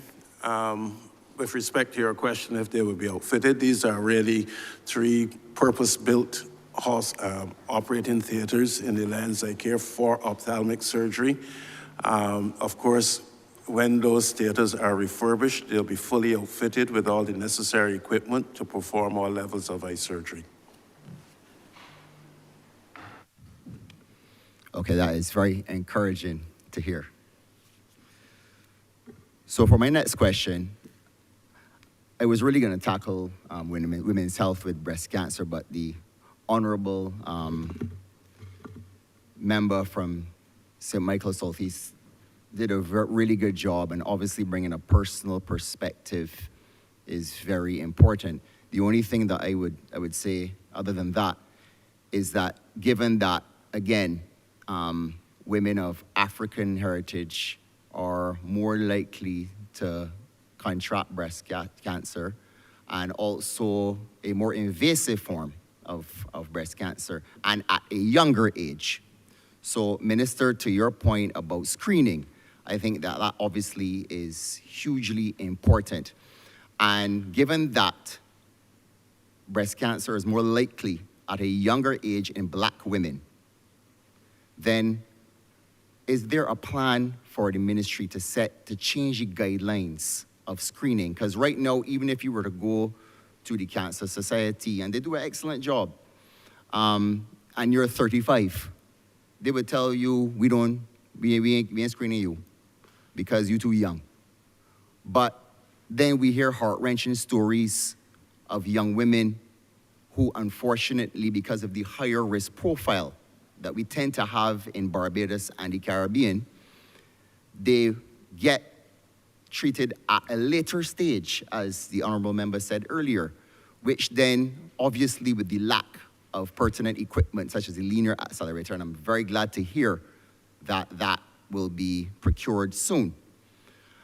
So with that in mind, have you looked at tweaking the guidelines which meet our specific cultural needs in the Caribbean and in Barbados? You're correct, and when I spoke earlier, I did mention that we are, in addition to dealing with colon cancer, we are also looking at the protocols, probably modifying the protocols for breast cancer. and of course prostate cancer, which is always the one that is debatable. But your point, I agree with you, as it relates to breast cancer in our population. The tendency is for it to be more aggressive, but also oftentimes it is extremely small. There might just be a solitary, very small lump, and already you've had micrometastases and it has spread already. So we need definitely to change those protocols. And Dr. Arthur Phillips is working in conjunction with his committee on these protocols, and it comes out of a proposal, the cancer project, which was approved in 2020. But I don't believe that we've moved we've moved fast enough on this. I guess COVID was there. But we are now focusing certainly on this whole issue of cancer awareness, cancer prevention, cancer screening. I don't know if there's anything you want to add. And I'll ask Dr. Phillips to add on. Thank you. But it is something to mind. Sure. Arthur Phillips, Deputy CMO, NCD Focal Point. In terms of breast cancer screening, we have commissioned a group that is looking at updating our guidelines, taking into account not just the international evidence, but the local experience. So we have colleagues from sort of the academic setting as well as the clinical setting with relevant expertise in terms of management and screening of breast cancer that is going to deliver the guidelines for us so that we are better able to have locally appropriate guidance, up-to-date guidance on early detection and management. Additionally, Senior Minister would have mentioned the messaging. So we've devised cancer risk reduction messaging across, or particularly concentrating on the most common cancers. So there's generic messaging for cancers generally, as well as specific messaging, which includes issues around screening. So that's going to be rolled out in the new financial year. Thank you.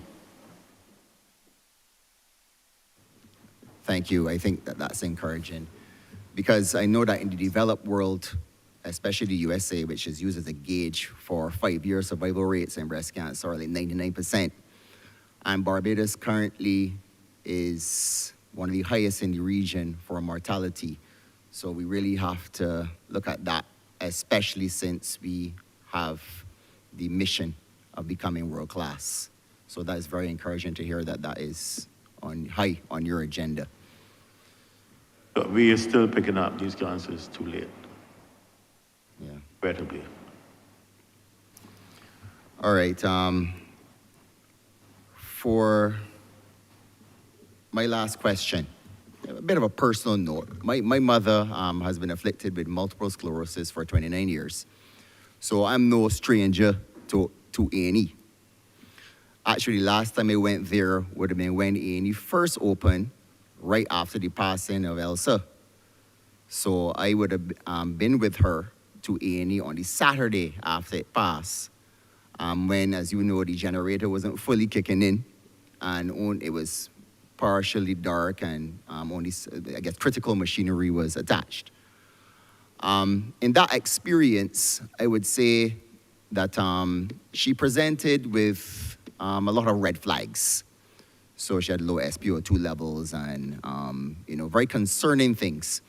And we were admitted in and everything, but unfortunately, we were in there for 8 hours. We saw a junior doctor at first who collapsed during taking her information. So apparently she was working long hours or something like that. So we waited patiently for another, but another never came. So at that point, I was forced to pull a string. So I called my cousin, who was a consultant internist, and she managed my mother from there. Now, obviously, most Bajans don't have the ability to do so. And you hear about these stories about people in A&E who have had some nightmare stories. Now, that's not to say that I haven't had some good experiences, because in tertiary multiple sclerosis, you encounter a lot of seizures. So I'm always in A&E with her. And there were times when we had excellent service. So clearly, there needs to be work administratively on delivering consistent quality of service in the A&E. So my question to you, how do we get there? That we can consistently serve Barbadians to a level that is dignified, and that they don't have to have the experience of waiting for hours, sometimes days, I hear. Thank you, Mr. Chairman. I have 5 minutes. The A&E, I cut straight to the chase. The concerns and the complaints are not at all not acceptable. And we need to, certainly that is the number one priority in the creation, indeed the Ministry of Health, the A&E. And I'm going to flash through a number of things quickly. There's the expansion of the A&E, first of all. That is going on. That is to be completed shortly. So we will have, I'm told, roughly twice, double the space for patients. It has to be outfitted with a lot of equipment, and new equipment. There's even plans for a CT scan to be there, because oftentimes the complaint is that persons who need to be assessed and treated, especially people who are having strokes, where you have to make a determination if they can benefit from certain treatment to stop that stroke, or even to reduce the effects of the stroke, you need a CAT scan. And oftentimes we miss the time, the cut-off 4-hour time in getting those persons assessed. So equipment is going to be done. There are plans to increase the staff, nursing, doctors. I think you've probably heard me already. I've spoken about the need to have in A&E, when we're recruiting additional doctors, doctors who are trained in emergency medicine, who can see people. The encounter that you said that you had a junior doctor who collapsed or fainted, I mean, even if that person hadn't collapsed or fainted, as a junior doctor, oftentimes they would see her and assess her and then have to refer her to someone who is senior or who is more, who is a consultant or whatever. So that needs to be addressed as it relates to this type of medical staff you have there. It is a training hospital. You will have people who need to be trained, but we need to focus more on people who can hit the ground running, who are A&E trained and who are specialized in A&E. The attitudes.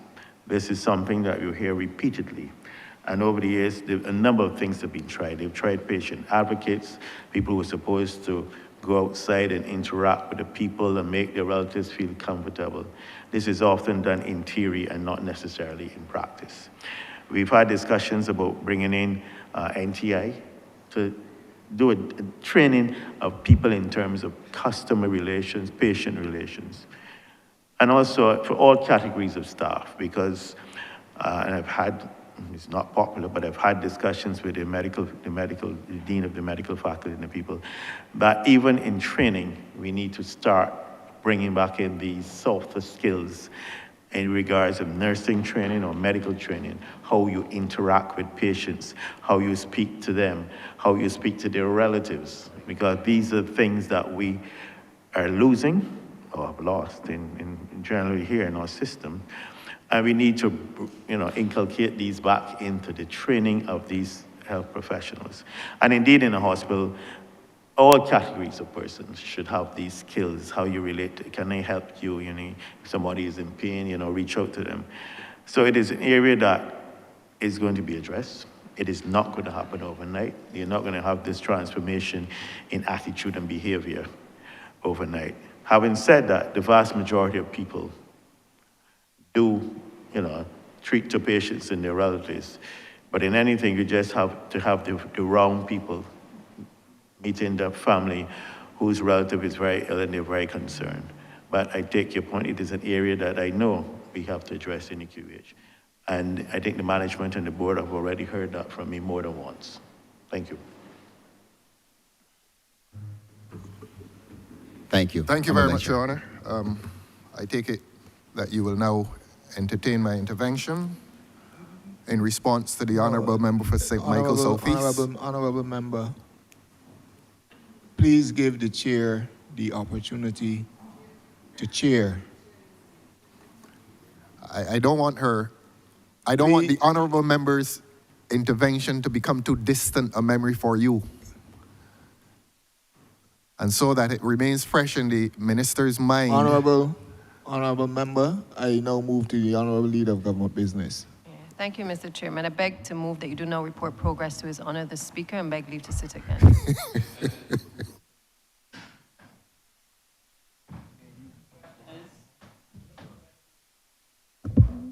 The question is that I do not report progress to Her Honour the Deputy Speaker and ask for leave to sit again.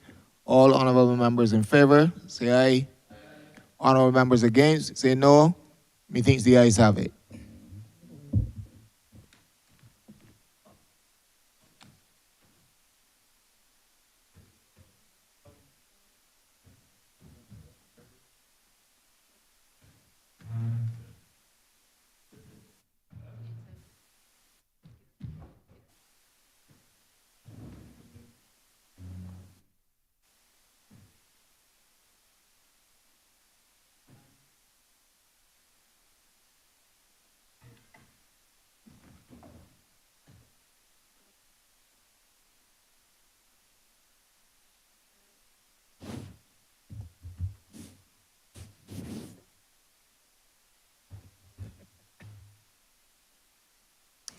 Honourable members, the chairman has reported progress and has asked to leave and sit again.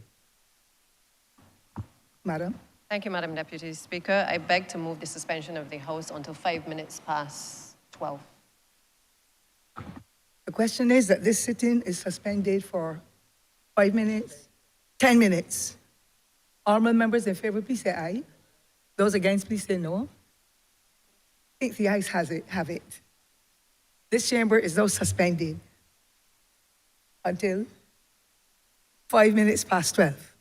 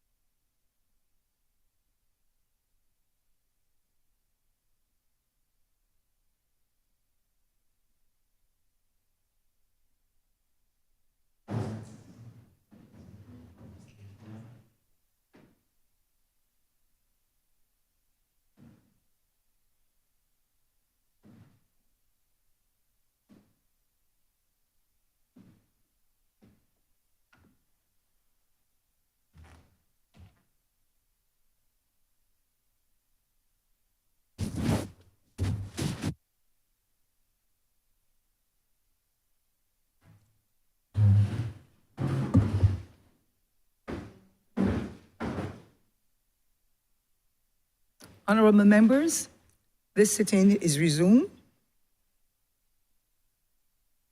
At the suspension, we were in Standing and Finance Committee, and to that we shall revert.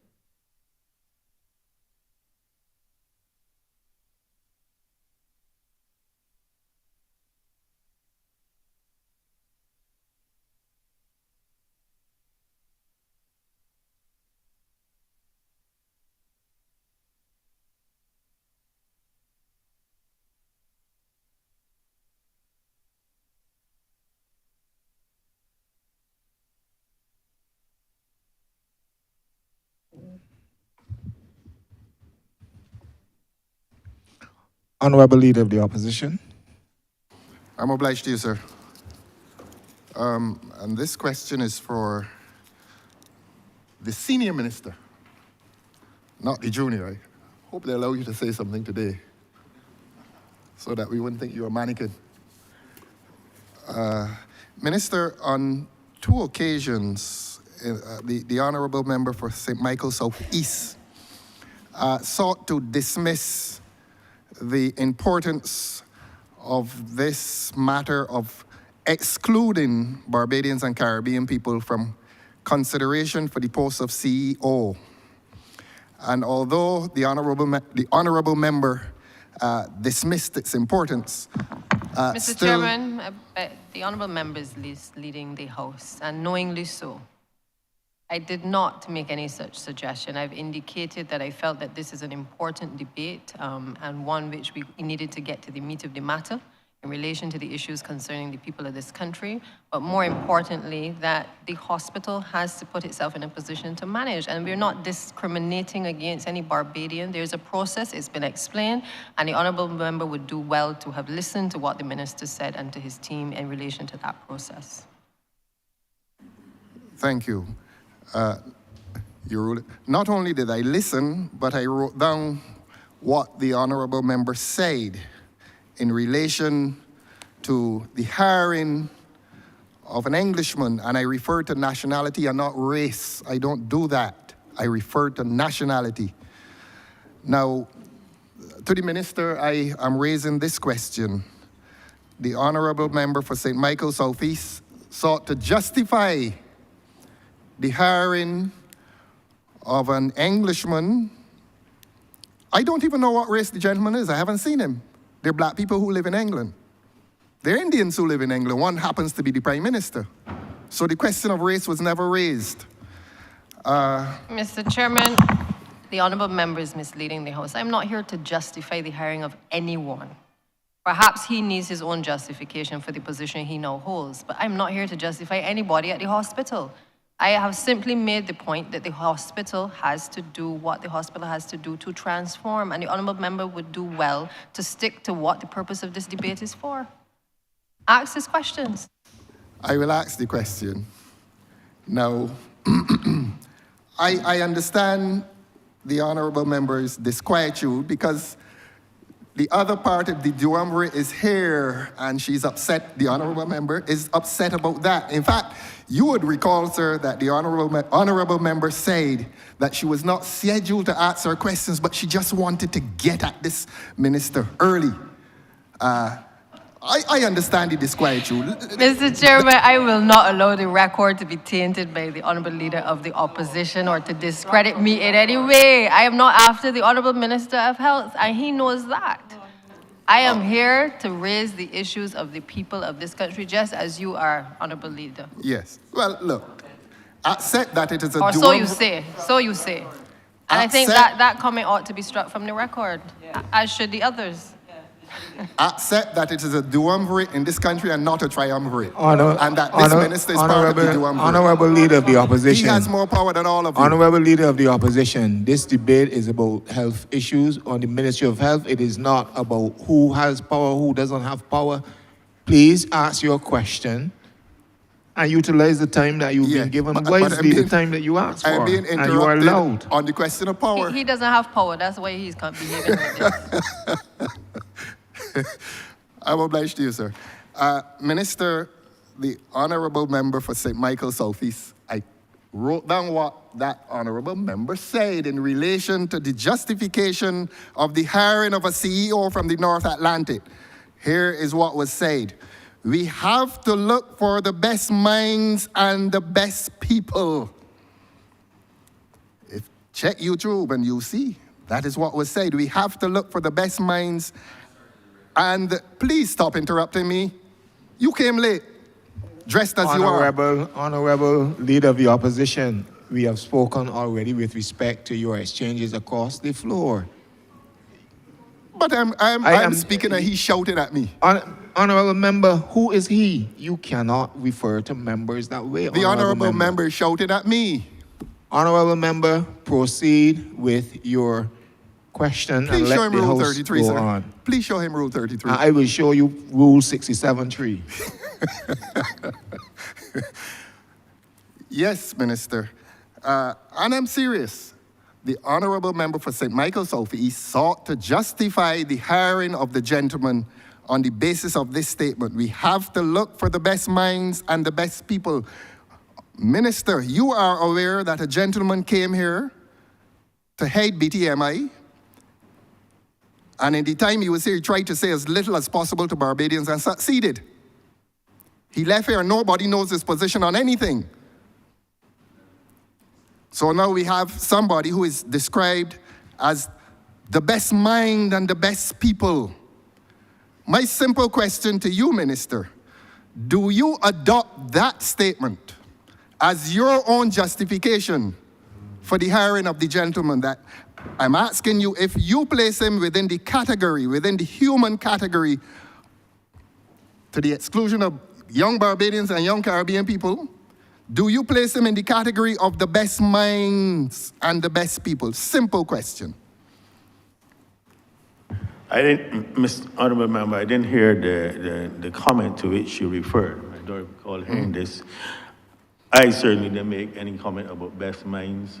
The chairman who outlined the process made no such comment. Yes. So I can't associate myself. You cannot with what you're associate with saying. it, you disavow it. I thank you. That's all, sir.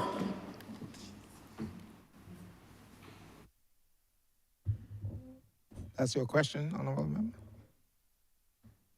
My intervention in response to the Honorable Member for Southeast. I believe I still reserve my 3 questions when the time comes, when you so call on me. Honorable Member, that is why I've come to you, because you asked so that we are fair and there's balance. You heard me respond to fairness and balance. I'm not going to do, unless you're asking me to do all government members and then come to you, and that will not be the case. So I'm giving you the opportunity, one of the opportunities that you will have at this time to ask your question. No, I'm not ready. I'm not ready with my 3 questions yet, sir. So please go to the other, sir. And I know you're tired of hearing, I agree. One honorable member, I am happy that this is one time you get to direct the chair. I beg your pardon, sir. Honorable member for Christchurch West. Thank you very much, Mr. Chairman. Clearly, from everything that we've heard today, it is absolutely obvious to all those listening that health is a very personal matter. And it goes to the heart of everybody's well-being. As you heard the Deputy Prime Minister relate to her own personal experiences, and as you heard the member for St. Michael West, who also related to his personal experiences. And clearly it shows how important the Ministry of Health is, not only to people in their personal capacity, but also for the country as well. Indeed, it could also be measured by how much money the government spends. In this estimate, some $370 million. One of the, I think the largest or the second largest head that we will be doing today. And obviously why we've extended the time. So health is an extremely important head for which the whole country has a say, a part, and obviously a benefit.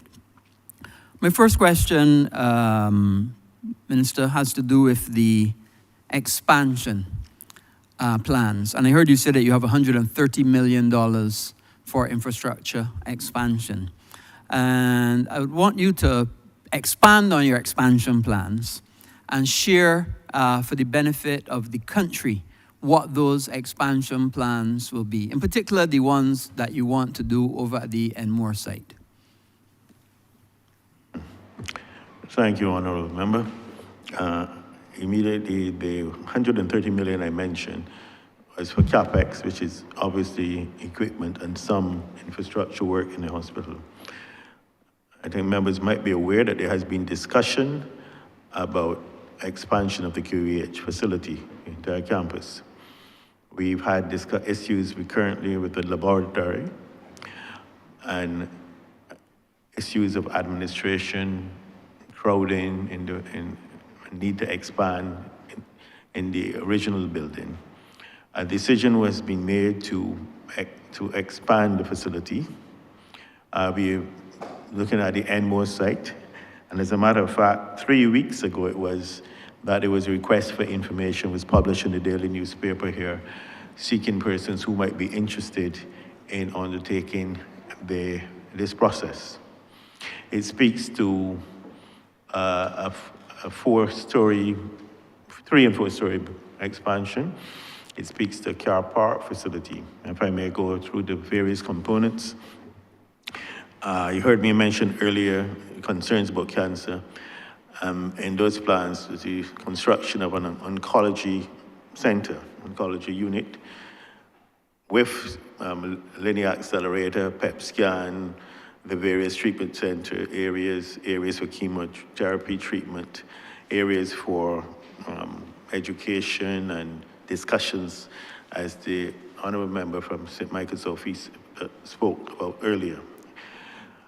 Also a new lab, and up to date, and this is not to be confused with the Best of Santos lab, which is a public health lab, and I'm looking at a hospital lab, dedicated lab.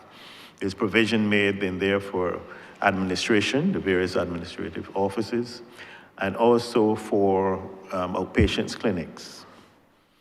In addition, there is provision now being made for a rehabilitation center, because it is something that Barbados needs. We have the issues not only of diabetics and amputees, but we're having increasing trauma, be it human on human or vehicular trauma, and you're having younger people who are affected and afflicted.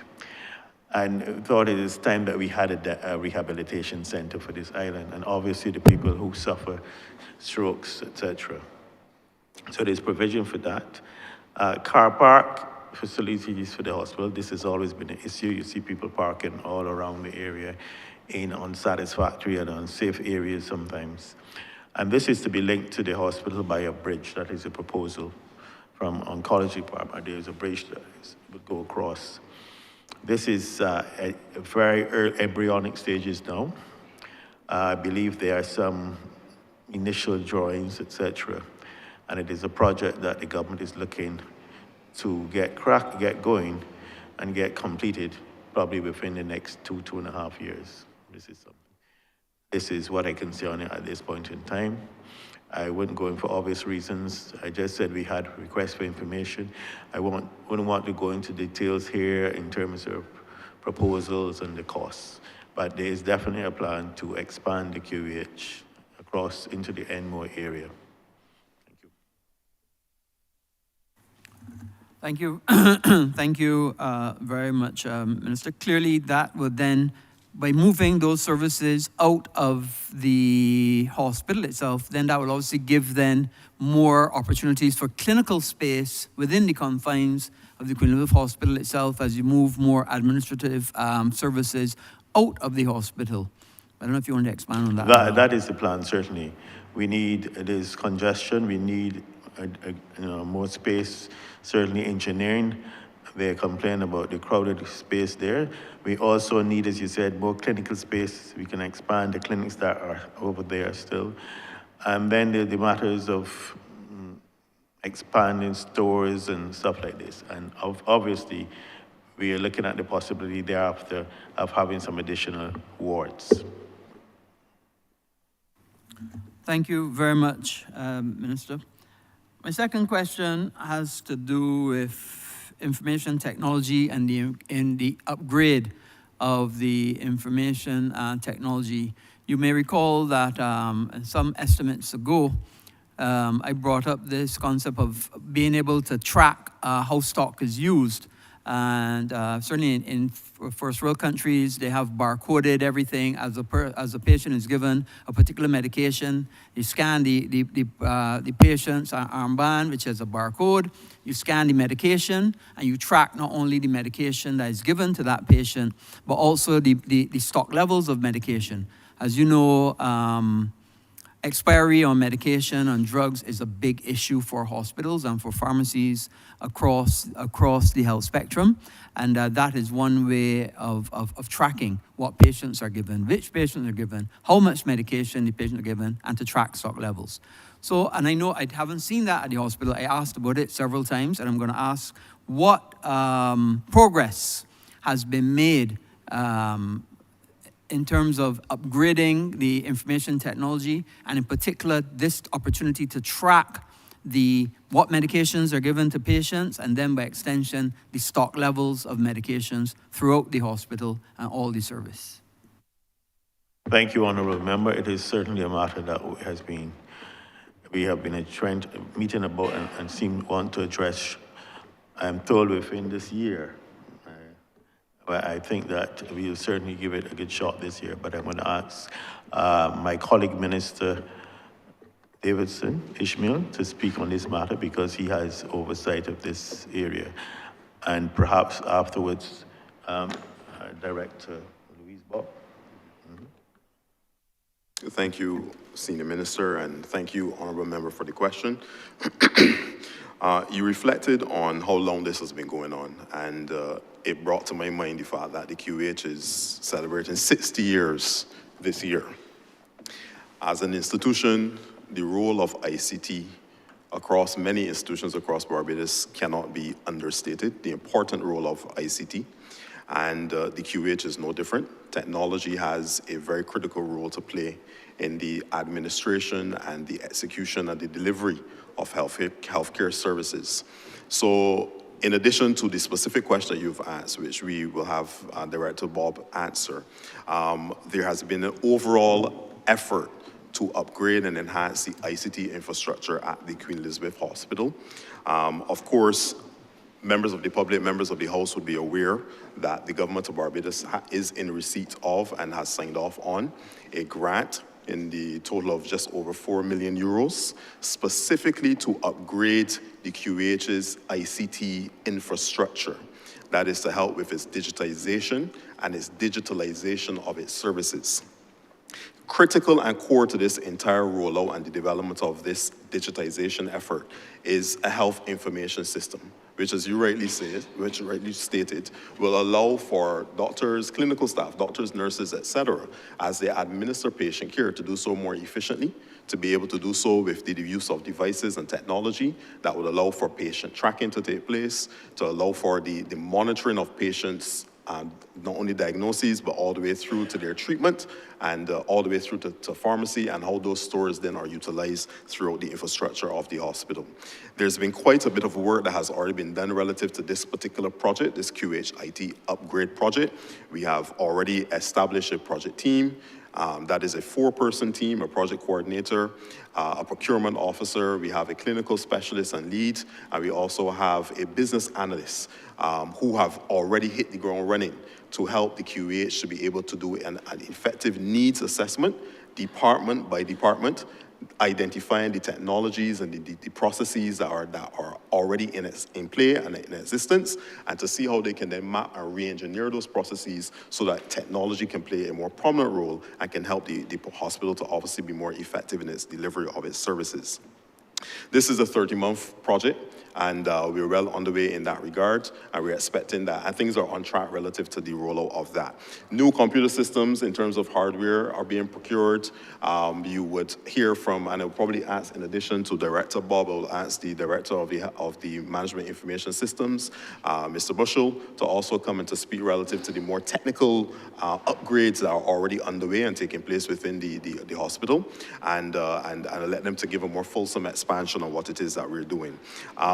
There was, as members would recall, there were some incidents, cybersecurity incidents at the hospital back in 2022, and I must report to this House and to the public that since that incident, there has been significant work done to improve the infrastructure, the ICT infrastructure at the hospital.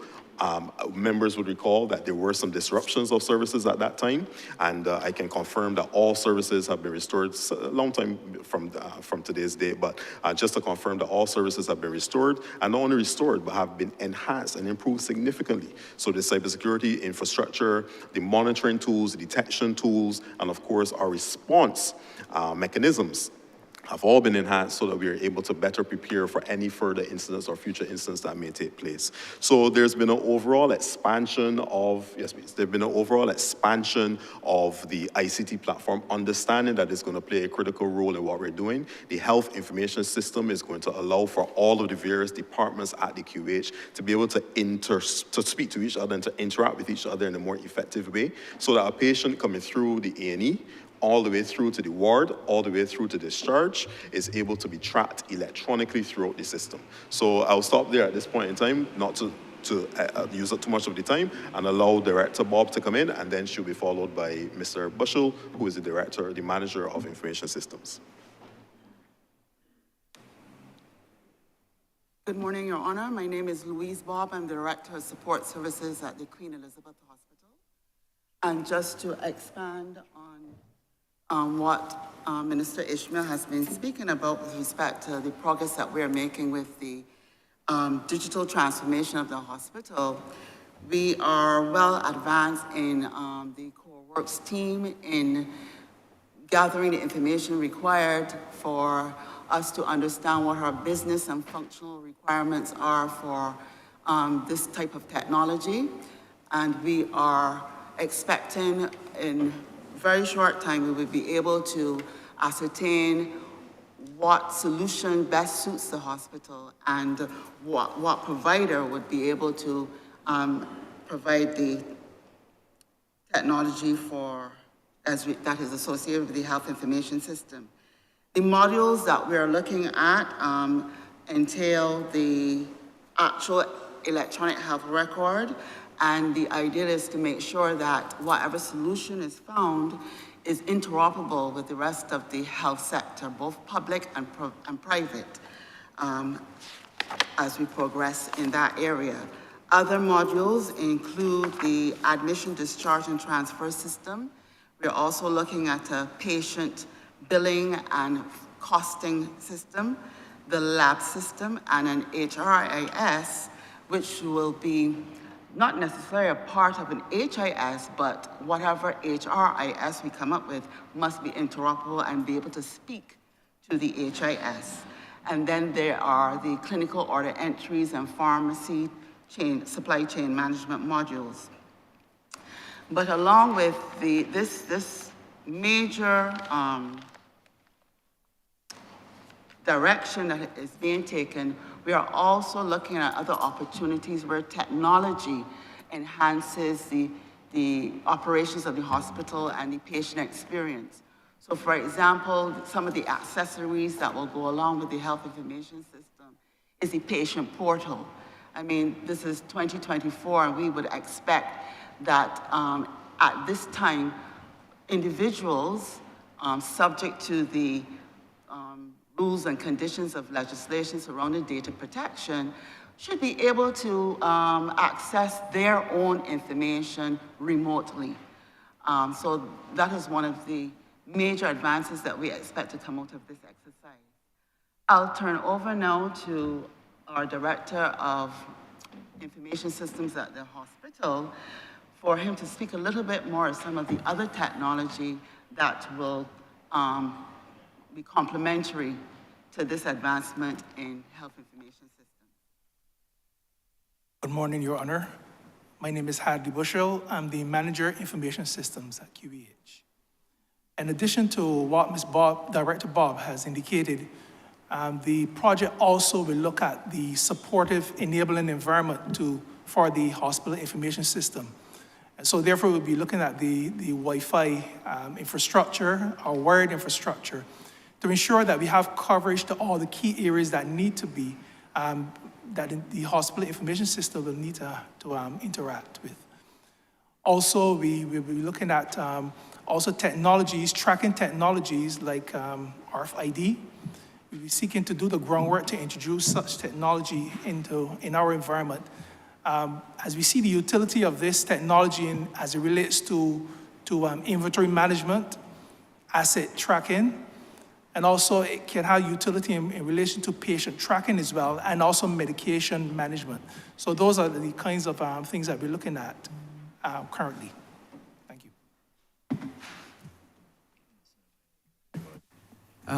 Thank you, Minister. However, you've now prompted me to ask a supplementary question to my second question. And it is clearly an important part of that must be digitization of records.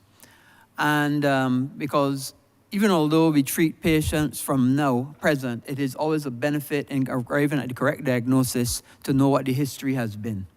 And access to history and good historical records is very important.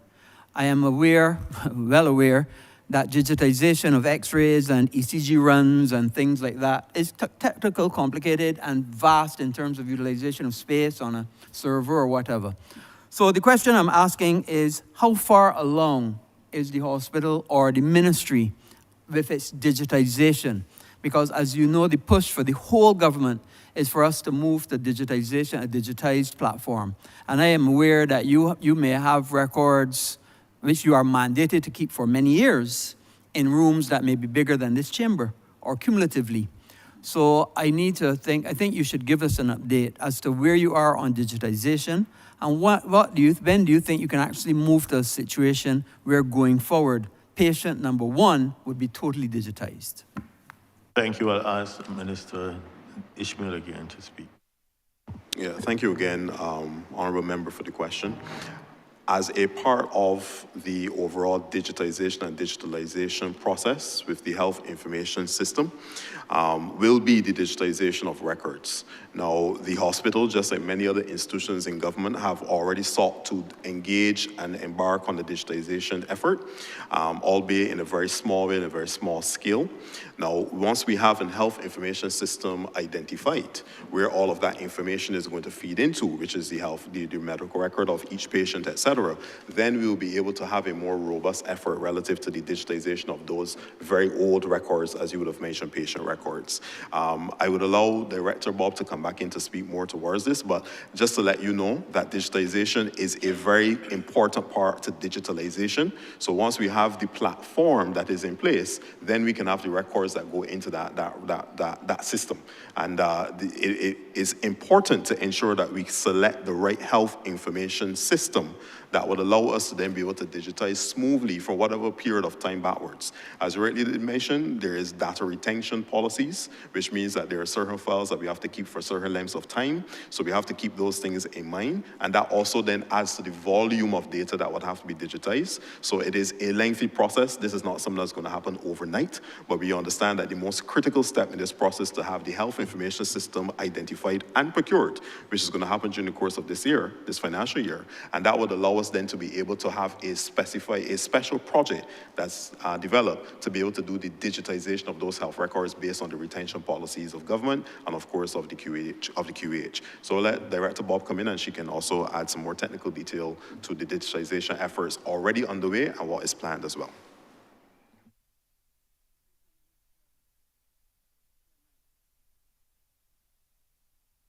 There's not much more that I can add to Minister Ishmael. And going with the joint replacement programs and the cataracts. And now our focus is on gynecological. But we're looking at when we get all 12 theaters running, but we can then focus on adding that as additional additional group of area of surgery that we can perhaps get into. But I'll ask the Chief Medical Officer, who has direct responsibility for this, to speak a bit more. Thank you so much, Kenneth George, CMO.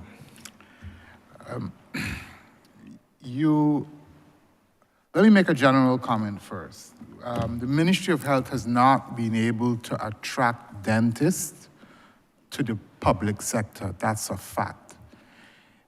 If you look at the information I have to hand, 95% of the dentists in Barbados are attracted to the private sector.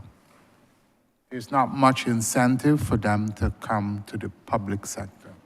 What we have done, fortunately, there were 5 sessional posts that were created.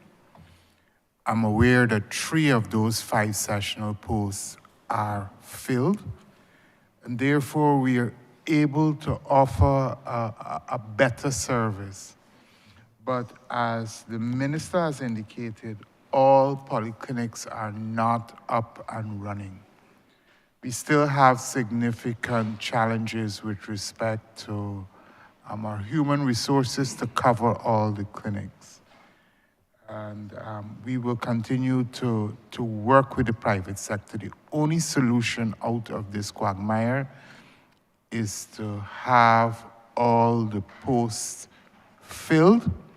There's a post of senior dental officer and 2 dental officers. I think only 1 of the dental officer posts have been filled at this point in time, and making sure that we have the 5 sectional dental posts all filled to give a basic set of services.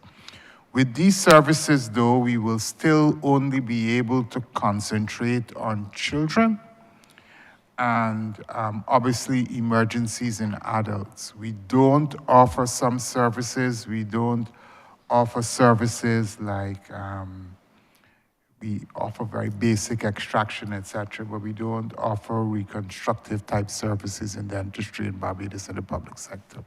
I hope this helps. And of course, my follow-up question then, oh, someone else is going to, oh, sorry, Dr. Harris, Mr. Harris, sorry. Anthony Harris, Director of Medical Services. We remain committed to providing operating space to the dental surgeon from the Ministry of Health. As Dr. George alluded to earlier, that position is a little nebulous at this time, but he certainly have access to the provision of dental services, particularly for children, at the Queen Elizabeth Hospital on Thursday morning, once a month. And as we said, when we can get all of our theaters in service, that we should be able to expand that availability even further.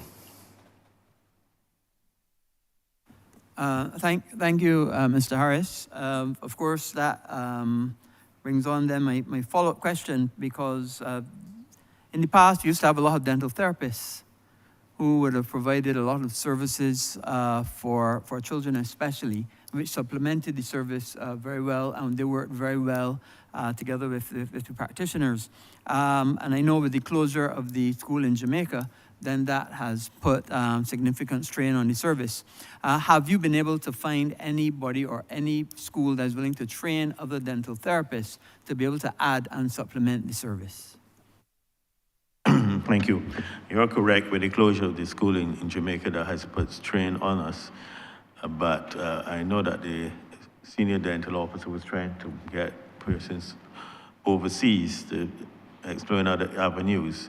In the interim, I was approached about a possibility, I'm going to be very cagey and guarded, of having the person who was involved in the school in Jamaica, there might be a possibility of getting her, encouraging her to come and live and work in Barbados and establish a facility. I haven't told the Minister of Education yet, but through Barbados Community College, where we could have our own little school here under her, because she was involved in running the one in Jamaica, and not only train Barbadians in dental therapy, but also have make it profitable for BCC by offering training also to persons from the OECS. But that is something that I am working on quietly. Not so quietly now. Thank you very much, Minister. Clearly, the Ministry of Health continues to be integral to Barbadian life and Barbadian society, and I commend you on how you've been able to take charge of the ministry and to continue the good work of the Ministry of Health. Mr. Chairman, with those few words, I yield back to you. Thank you. Thank you, Honourable Member. Honourable Member for St. Andrew.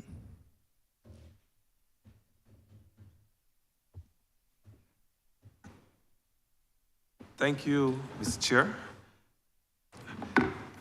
Interestingly enough, my first question was related to infrastructure development and also dental upgrades. I was still asked, you alluded to infrastructural work and some civil works going on at the QH, but my question is whether any of this infrastructural improvement will extend into those rural parishes. Certainly in St. Joseph and St. Andrew would have seen and enjoyed the benefits of infrastructural development over the last 2 years of their outpatient clinics. But I'm curious as to whether in your plans, if you plan to put a bit more effort into expanding healthcare into those rural parishes where there are limited options in terms of private practice. St. Andrew, for example, has no private practice at all. We only have access to one facility we have in parish, which brings me to my main question also, which is, are there any resources in the estimates this year for the St. Andrew outpatient clinic, which for the past 2 years has been functioning for only 2 days in the week, on Mondays and on Wednesdays, and even in those days, it has not been open for an entire day in some cases. And this has been 2 years that I've been asking for that facility to be open at least 5 days a week, like most other clinics. So are there any funds, A, for the enhancement or upgrading of some of these rural healthcare facilities? And B, if there are any funds available for staffing, I believe it was a staffing issue a few years ago, for staffing the facility in St. Andrew. I believe the same obtains for the facility in St. Joseph. I don't believe anything has changed for those 2 clinics which were recently opened. And also, we don't have any dental care. So since the Honourable Member mentioned it, are there any plans to also include in some of the rural parishes dental care facilities as well? That's my first question.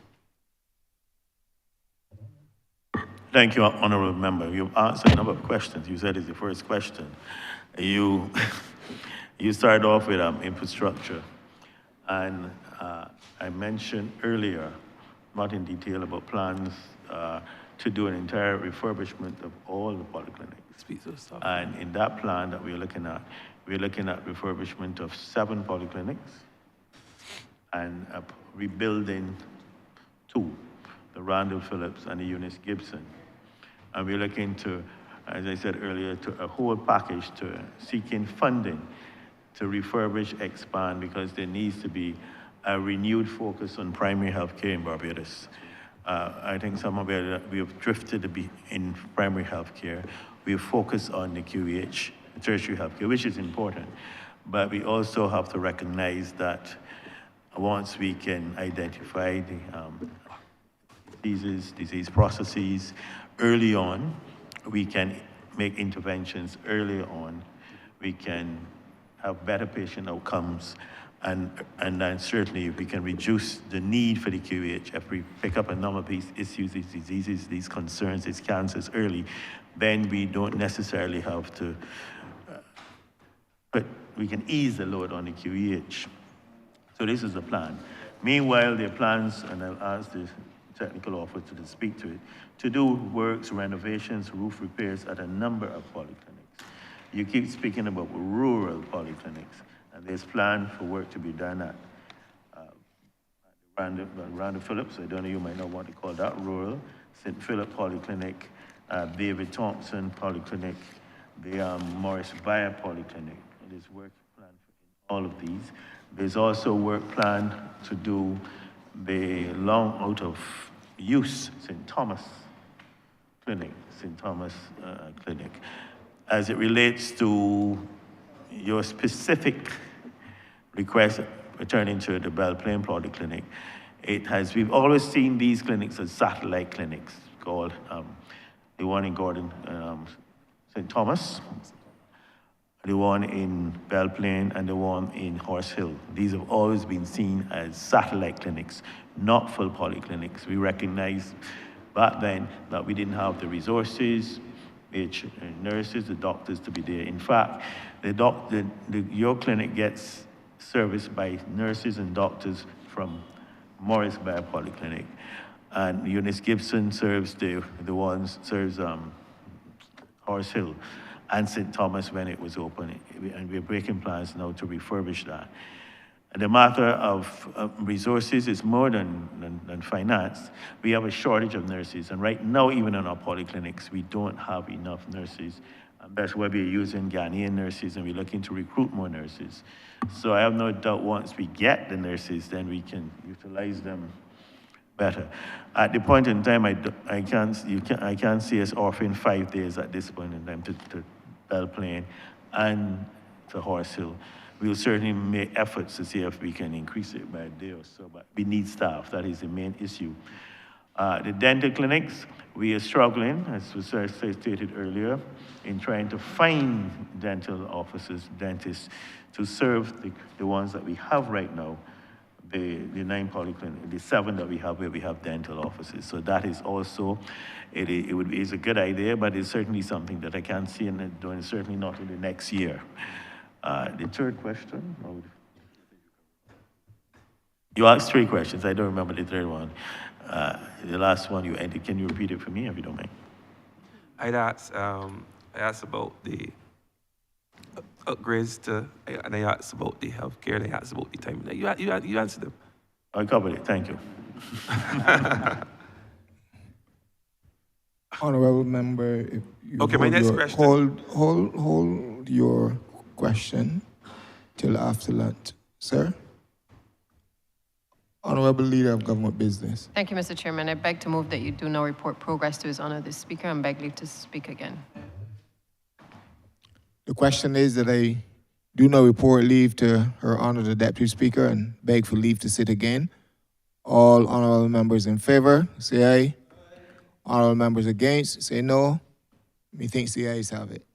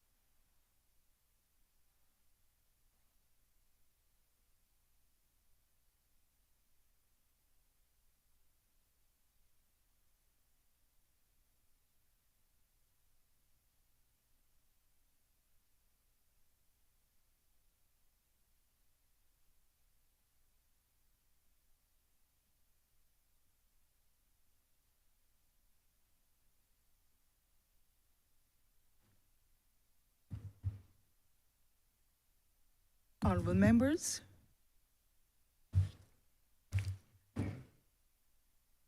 your chairman has reported progress and has asked for leave to sit again.